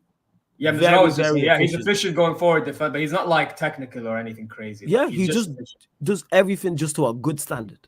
Yeah, I don't worry about it when he's out there, and that's all that's needed. And the latest thing is, I see from Morocco too. So hey. Okay, fair. Yeah. But take care, man. You too, man. Great first call. Bless up, bless up. Gonna get to the final couple callers. Someone who's a regular called him before. You lot have heard him. Want to hear his take on their game? My like Brandon is in the building. Yes, Brandon. What are you telling me? You good? I'm good, bro. I'm good. How are you? I'm all blessed. Man. Were you lot robbed at the EITIHAD? How do I explain this one, Flawless? I wouldn't call it. I mean, some people call it a robbery. I think yesterday when I went on the football terrace, I was very emotional after the game. Obviously, yeah, the game started, of course. I said the same thing. I said that Arsenal were robbed yesterday. I think what it is, Flawless, is we seem to be refereed different, and they're telling me no different because at the end of the day, you know, they brought in this rule about a second yellow card for kicking the ball away. How many occasions have we seen, you know, players on second or players on bookable offences this season kick the ball away and nothing's done? True. Slobosly is a perfect example. And guess who was refereeing that game as well? Michael fucking Oliver. Yeah. We could go back to examples of last season. Who was the referee when Arsenal played Man City last season and Kovacic should have been sent off? Michael fucking Oliver. Yeah. Comes down to the same guy every time. He's supposed to be one of the best referees in the Premier League. Jesus Christ, if he's one of the best, we need to dash these referees real quick and bring in some from foreign leagues. I think we need to do that anyway, because these referees are so incompetent. It's unreal. It seems to me, every single time there's a decision to be made in favour of Manchester City and Michael Oliver is the referee, it always happens. And that's not a conspiracy because I have evidence to point to. You know, not just Kovacic situation. He was also the referee when Liverpool should have had a penalty kick in the last minute of the game last season, when Doku basically fly kicked fucking whoever it was. Yeah, it was Doku. It was in the Liverpool game. I can't remember who he kicked. Was it McAllister? It was one of them midfielders. I can't remember who it was, but go on. And this is it, bro. How many times is this going to keep happening before people actually go, is there a conspiracy here? Is there corruption going on here? Because let's be honest, referees are just terrible. They're just terrible, man. They're terrible. They're just awful. In all big organisations, there's corruption, right? And all I see at the moment is corruption. Arsenal have had 2 players sent off in the first 5 games for kicking the fucking ball away. How pathetic is this? Like, let's just take the fact that it was Arsenal away for 1 minute. You know, they're trying to say, oh, we're trying to bring in this rule because it stops the restart being delayed. Okay, cool. What are we actually doing here? You know, you're telling me that it's conceivable to give out a second yellow card because you don't want players to stop the restart from happening, but yet by sending the player off, you're actually ruining the game. You know, the excuses from the PGMOL and the referees change every time as well. Last season, they didn't want to send Kovacic off because it might ruin the game. But this season, oh no, we can't wait to send Trossard off. Can't wait to send him off. Yeah, can't wait to send Declan Rice off. You know, it does my head in, bro. And maybe I'm looking at this from an Arsenal point of view, you know, and I don't want to come across that way because, look, it's not just Arsenal that have bad decisions go against them. Everybody, which is going against them. The only one who doesn't seem to have decisions going against them that often is Manchester City. Let's be real. Let's be fucking real about it, bro. You know? So this weekend, right, I've found a newfound hatred right now. And I'm not gonna lie. You know, it's not even just about yesterday's You have a game. newfound hatred for who? You broke up? Newfound hatred for who? City? Yeah. Oh, yeah, fuck City. Yeah. A terrible institution, 100%. Do you know what it is, though, Flawless, right? Back in the 2000s, when I first started supporting, Arsenal, late 90s, early 2000s, yeah? My hatred was for Manchester United because it was always Arsenal, Manchester United competing for trophies, league titles. You know, what we see happening in the game yesterday where, there's a bit of elevated tension between the two teams and the players and all the rest of it. That used to be Arsenal, Man United, because they were the two best teams in the country that were competing for the big trophies. Do you know what I mean? So when I was, growing up, I was always brought up to hate Manchester United. And I'm sure you as a Man United fan was very, very much the same in Arsenal's camp, right? Absolutely. Then, of course, you've got the rivalry between Arsenal and Tottenham, which I don't think is a rivalry anyway, because Tottenham don't win anything and they're just crap. Let's be honest, they're crap, right? And they have been for a very long time. Competing for a couple of league titles under Pochettino and then falling off a cliff doesn't mean that Tottenham are all of a sudden this big club just because you've got a stadium and all the rest of it. You don't win fuck. They're not my rivals. They're just neighbours, noisy ones. Well, so I don't see them as anything, right? But even though Arsenal have been competing for the league title against Manchester City the last 2 seasons, I haven't had a massive issue with Manchester City because I've always sat there and thought, do you know what? It's Pep Guardiola. He's probably the best manager in world football right now. Arguably the best manager that the Premier League's ever seen. I don't think he is at this moment in time. I still think Ferguson is the guy. And they've just got quality beyond quality beyond quality, in that squad. And, regardless of how much money they've spent and all the rest of it, a lot of teams are trying to catch up now by spending up the same amount of money. It's just they've spent well, we haven't, right? So I've never really had this ill feeling towards Manchester City. But it started yesterday. And the reason for it is because, number one, I realised just how pathetic and how entitled that football club is, right? They have won the last 4 Premier League titles. They've won a Champions League and they've done a treble, right? Congratulations to them.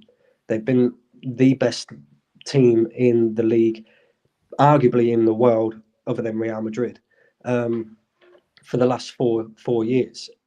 Maybe you could even stretch it over a longer period than that, right?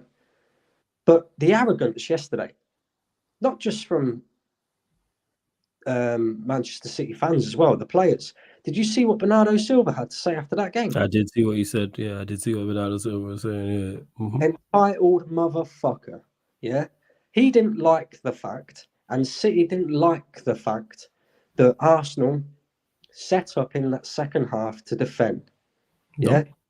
And City fans are exactly the same. All I've heard from Manchester City fans since this game, they don't want to actually talk about the game. They want to talk about Arsenal being bottle jobs. They want to talk about Arsenal not playing football in the second half. What do you want us to do?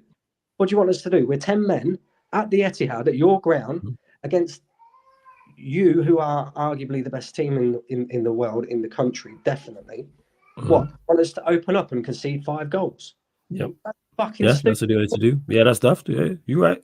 That's where the issue lies, is that they couldn't break you down. 100%. And that's why I look at it and I just think, do you know what? Why can't the players, Pep Guardiola, I'll give him a pass because, I heard what he had to say in the press conference, and I think, at least give us a little bit of credit. And I don't even look for credit, but people genuinely sat there and said, "Nah, this ain't good Arsenal performance. Arsenal didn't do very well.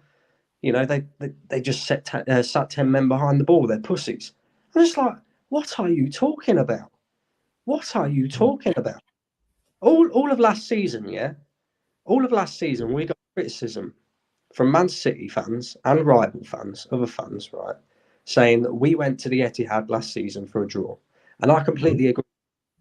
100%. We went to the EITIHAD for a draw last season. Arsenal did not go to the EITIHAD for a draw this time around. Yeah? We went there to win, Flawless, and we was winning that game Yeah, you lot was winning. You lot were in ascendancy as well. That's the craziest part before Trossard did the foolishness. Yeah, and this is it. And unfortunately, we get a player sent off. And then it changes the whole game plan. Like, I just don't understand why people can't just say, do you know what?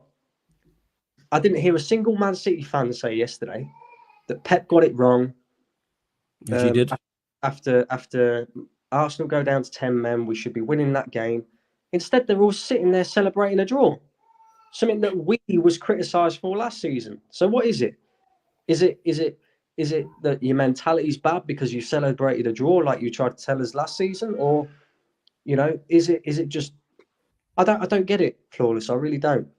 Yeah, you're asking fans to be logical and reasonable. They don't do that. And look at and blame their manager and blame their players for their team falling short. But they'll blame the opposition. They'll blame the referees. Yeah, Pep did get it wrong. Pep did get 110%. He did get it wrong, without doubt. With the players, though, Bernardo Silva, rather than coming out and talking a load of shit, right? Why don't you just say, do you know what? We got it wrong today. Yes, we got the goal at the end. We're not happy with the point. We wanted 3 points. We didn't get that.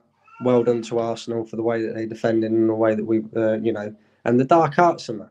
But listen, I don't want to talk about or go on about that too much. Mm-hmm. I want to talk more about the game now, right? Talk about it. Opening 20 minutes, we was poor. We was very poor. In fact, we looked like a deer in the headlights a little bit. Do you know what I mean? Like, there was a couple of opportunities for City. Our positioning wasn't quite right. And then, of course, Haaland scores the goal. What I liked about Arsenal yesterday is a lot of the time when Man City score first against us, it's quite easy for our heads to drop. Yeah, you got as an Arsenal team without their captain at the moment, without Martin Odegaard. Yeah. So the fact that our heads didn't drop was a good sign to me. We grew into the game. We got the equaliser, which City fans are crying about because Kyle Walker weren't in the correct position. Well, I'm not being funny, but before we even took the free kick, he was the one giving it all the, watch what you're doing, boys. Oh shit, I'm out of position. What a day. Yeah, what a day. He's finished. He is finished, right? But anyway, great finish by Calafiori. And then, you know what's a danger Arsenal are from set pieces? Do you know? Like, Gabriel could have scored before he even scored. He should have scored. Gabriel should have scored. Should have buried that. Should have buried that. We go 2-1 up. We're in the ascendancy.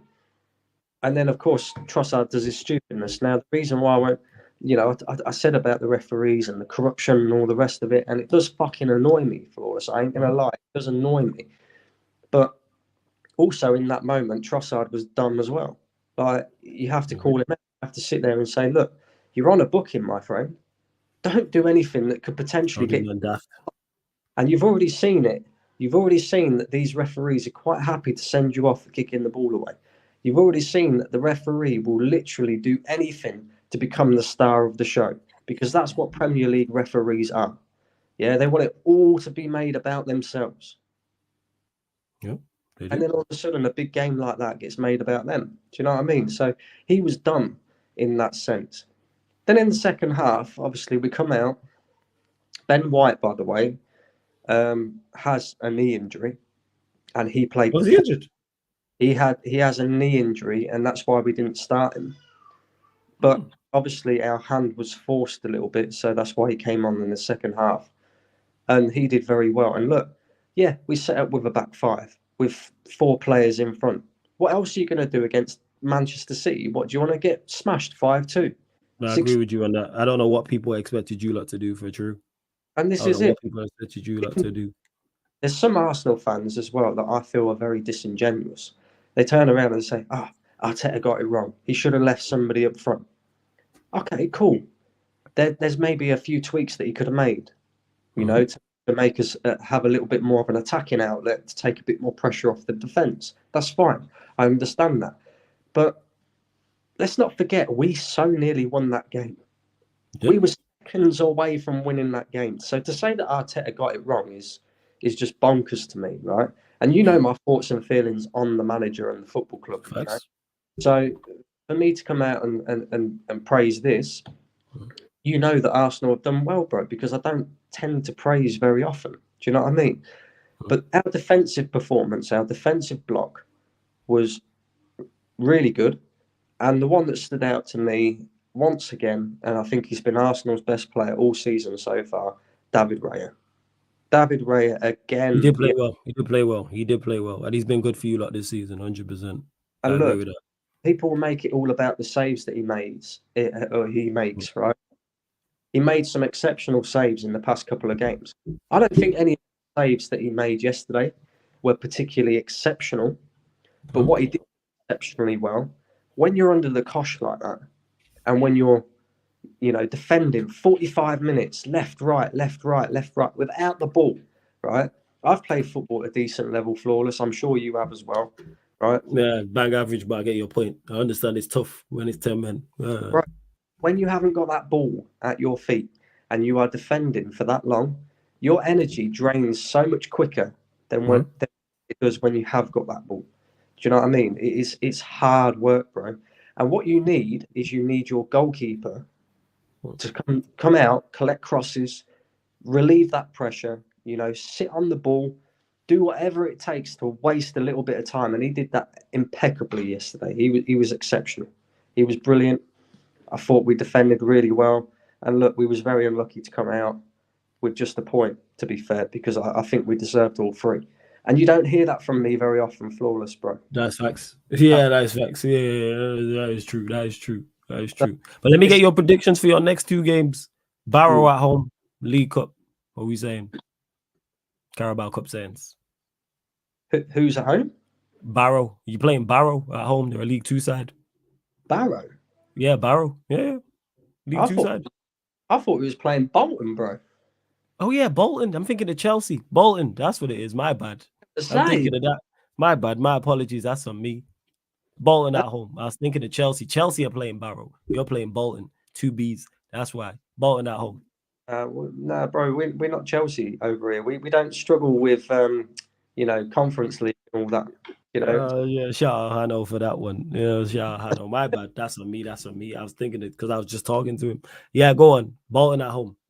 Bolton at home. We should win it, but I expect to see a much changed side. Do you know what I mean? I don't know who's going to play, to be honest with you, because you don't ring the changes.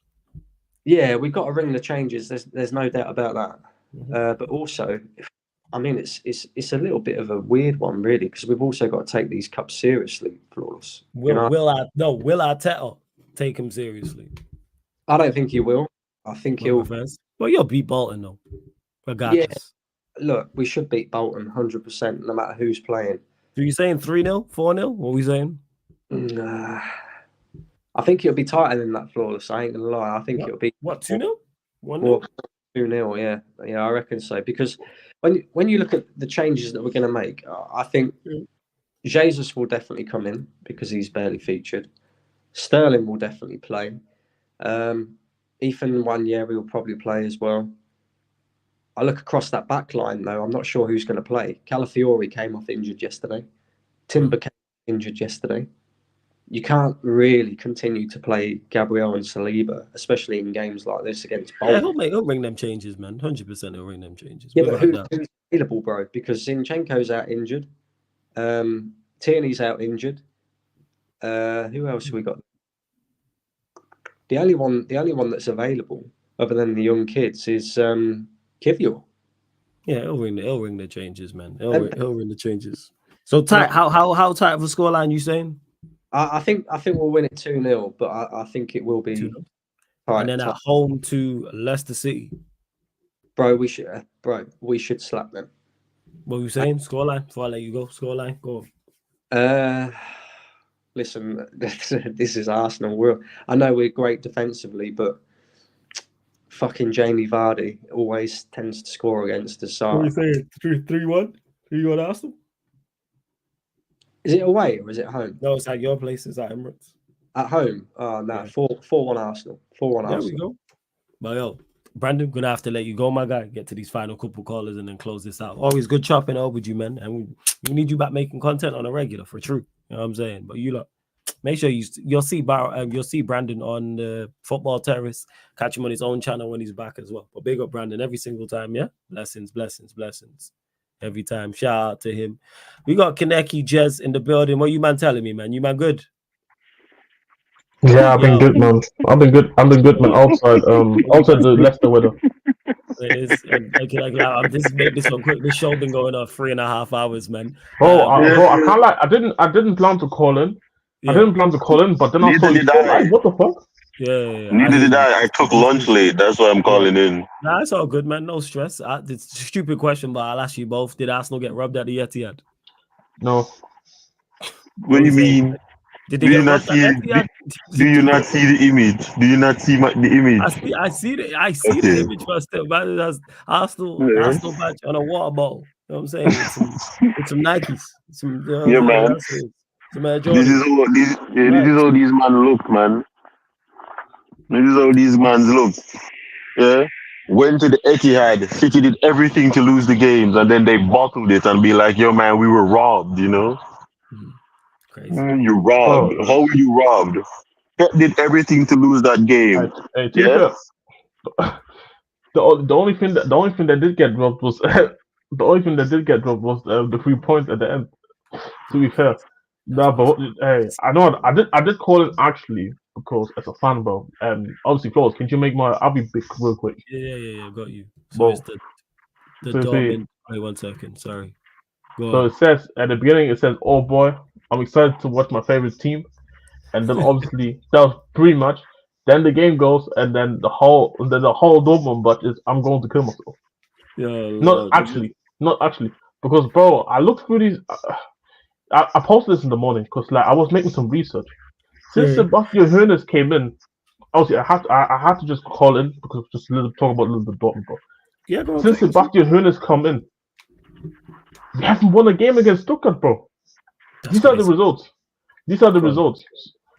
3-3, 2-1 Stuttgart, 2-0 Stuttgart, 1-0 Stuttgart at the ground, and then obviously 5-1 yesterday.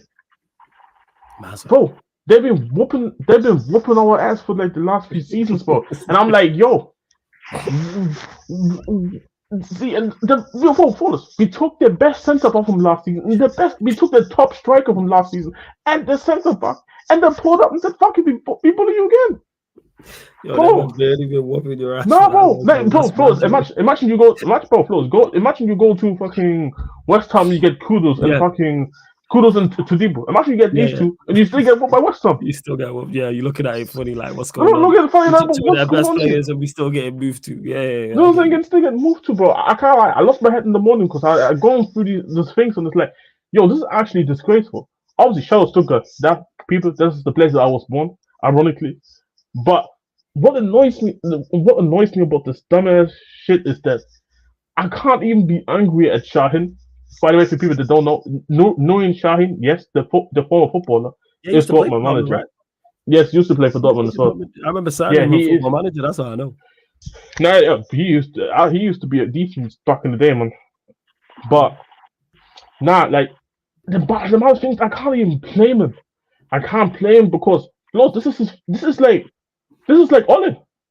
In a sense of Ole has been given. This is his first professional job at a top 5 league, and it's Dortmund. After the shit that happened last season, you know how I felt about Chelsea last season and that Fugazi Champions League run. I still can't believe that we made the Champions League final, bro. So and then they fired Chelsea. I celebrate. Everybody celebrate, and these motherfuckers go and hire Shine. It's like I feel bad for Shine because I like him as a player, but my issue with Shine now is like the guy is too unexperienced to kind of deal with these type of situations. I can't even go and slander him. I can't go and slander him like that. Like before and this is the fucked up part about it. I think he only coached 1 year in the Turkey 2nd division. Jesus. So it's kind of like I can't even go crazy. Like I'll have to look at the people at the high ups of the football club and say, yo, whoever make look at this like Bayern looking serious right now. Obviously the Bayern, I saw Bayern from Corden earlier. Bayern looking serious at the moment. Olise is hooping, Kane is hooping, Musiala's hooping, everybody hooping out there. Leverkusen doing their thing. Stuttgart doing their thing. And then Dortmund is just looking like some dickheads out here, bro. Same RB Leipzig too. The only thing that I have right now is the RB Leipzig moving like some dickheads too. These guys drew. I think these guys drew yesterday to São Paulo. Let me see this. These dickheads, bro. RB Leipzig, they can hold that, bro. Yeah, they drew no, bro. No. And this is the funniest part. By the way, this is the last. This is the last few results. These are the last few results here. Where are these dickheads, bro? There you go. Yeah, the last game that they won, ironically, was against Leverkusen away, and since then they drew to Union Berlin at home, lost to Athletic 2-1, and drew to São Paulo. So this is the only craze that I have right now. That these guys are all doing bad. But bro, I've been calling it for the longest this season. We beat Club Brugge. We wasn't good in that game. We've beaten some other teams this season. We wasn't good, and you know me. You know me how I view football, and you know how I view football. It's like even if my team wins football matches, doesn't mean I'm happy. Shit, I wanted Nuno out after 3 matches, and we won all 3. Yeah. So it's kind of like but for me this time I'm more conflicted because I feel like I can't really necessarily blame it all on Shaheen. Like he's the manager, but I can't necessarily blame it all on him. Sorry, I have to just I don't know if there's any other callers, but I wanted to call in because I didn't expect you to be on this late. And two, I just had to I had to just let it out, man. Pause. Yeah, but yeah, I hear you. That wasn't it. But I don't like, unless I'm going somewhere, I don't like telling people, all right, you can't come on. It's like, all right, let's just get to it. You know what I'm saying? On my beat, the question why I support both Dortmund and Spurs. One is Marco Reus and Bale are my favorite footballers. That's the reasons why I said it to the Bayern Munich fan. I was like, he's a Dortmund fan, but born in Stuttgart, make it make sense. But we move. You know what I'm saying? But do you know the amount of Stuttgart fans? Do you know the amount of people in Stuttgart that support Bayern? That's crazy. Is it like that just because Bayern are the team? They're the successful ones. Bro, that's basically it. Yes. Yeah. And by the way, see, I'm a 2001 baby, so I'm an 01 baby. Man didn't see Stuttgart actually successful like that. Like people my age, only maybe the kids now gonna see Stuttgart actually being good. Stuttgart's been mediocre for a time. They've been mediocre for time. I remember them being in Europe, but I don't remember them doing anything of note. Good, like there's only nowhere they're looking to look like something relevant these days. But before that, just mediocre at best. That's why you see a lot of people in Stuttgart just go around and move. They won the Bundesliga in 07. Pokal in 97. Yeah. Runners up in the UEFA Cup in 88-89. Runners up in the Cup Winners' Cup in 98-99. Bigger Coach Connor. Yeah. So yeah, I knew they'd been in Europe. Yeah, that's what I'm trying to say. Like, that's what I'm trying to say. So it's like it's not like Stuttgart had like some sort of crazy pedigree. And even 2007, man was 6 years old. I would have never seen that league title. Yeah, Jens would have never seen it. That's facts. Never would have. 100%. Yeah, that's why. Yeah. So yeah, that's why I support Dortmund. I'm gonna do it now, Warrior J. I'm literally gonna close out. Big up to everyone who called in. Big up to all of you lot, man. Everyone who called in, all the regular callers, all the new callers, everyone in the chat, members, mods, etc., as well. Oh yeah, you know what? We'll watch this actually. Shout out to Mo. Judge Mo, who's doing the Milan derby. Oh yeah, I know what the video is. Do you want me to share it? Well, like, fuck you. Fuck this, bro. Fuck these guys, bro. You want me to share it on the screen? Share it, yo. Because I'm gonna clip that. Fuck these guys. Yes. Just say, yo, Warrior, send the clip to me real quick. I got it. Oh man, Mo ranted is hilarious, yo. Mo ranted is hilarious. One second, I'll send it through to you now. All right, now because I did see that. I did see that. I said, "Fuck these guys." All right, found it. All right, like, fuck you. Fuck this, bro. Fuck these guys, bro. Shout out to Mo, man. Every single time. Shout out to Mo. All right, let's see this. All right. Is it shared? Yeah. Shared. Run this. Okay. Reinders. Oh man. Well, like, fuck you. Fuck this, bro. Fuck these guys, bro. This is when they conceded the 2-1. Fuck Inzaghi. Fuck this team. We're fucking losing against a dead AC Milan, bro. We're losing against a dead AC Milan, bro.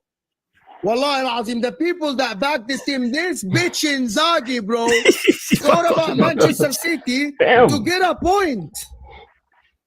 Hey, Wallahi, fuck these guys, bro. It's not easy. Fuck these guys, bro. This Inzaghi guy, bro, and these dead motherfucker bitches, bro. They are bitches. These players can't mark, can't play. The captain Lautaro, I'm calling everyone out, bro, because they're fucking dead. Can't even defend a near post. They can't even defend a near post, bro. Fucking free kick because you are tired.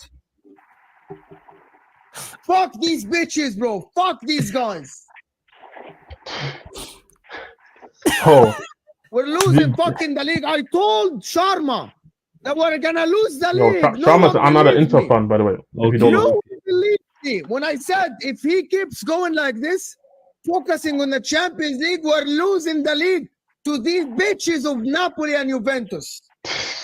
Damn, I called them bitches. On that note, we're going to close out, people. Again, love to everyone that's locked in. We're here every Monday for the fan calling show, 4:30 p.m. UK time. Doesn't matter where you're calling in from, what team you support. Feel free to call in. We have people from all over the world. Obviously, UK. But we got people from Saudi Arabia, people from Malaysia, people from America. Oh, man, the list goes on. So big up to everyone that's locked in. We're redirecting to Northside right now because he's doing a Portuguese watch-along. I believe it's Benfica versus Boa Vista. Back tonight on the playback we'll be running pro clubs. Need to go and see if I can round up these crooks and delinquents and get this team together. So love to everyone that has locked in. This has been Talk Your Ish. Yeah, and to the Arsenal fans them as well. The ones them that were, we went to City. You went to City with 5 centre backs. No, you never went there to win. Like 5 centre back and a left wing back. All right, you're not fooling anybody. You're not trying to fool anybody. We went to the EITIHAD to win. No, you didn't. Love to everyone that's locked in. Talk Your Ish fan calling show live on the Sarcasm City TV YouTube. Salute.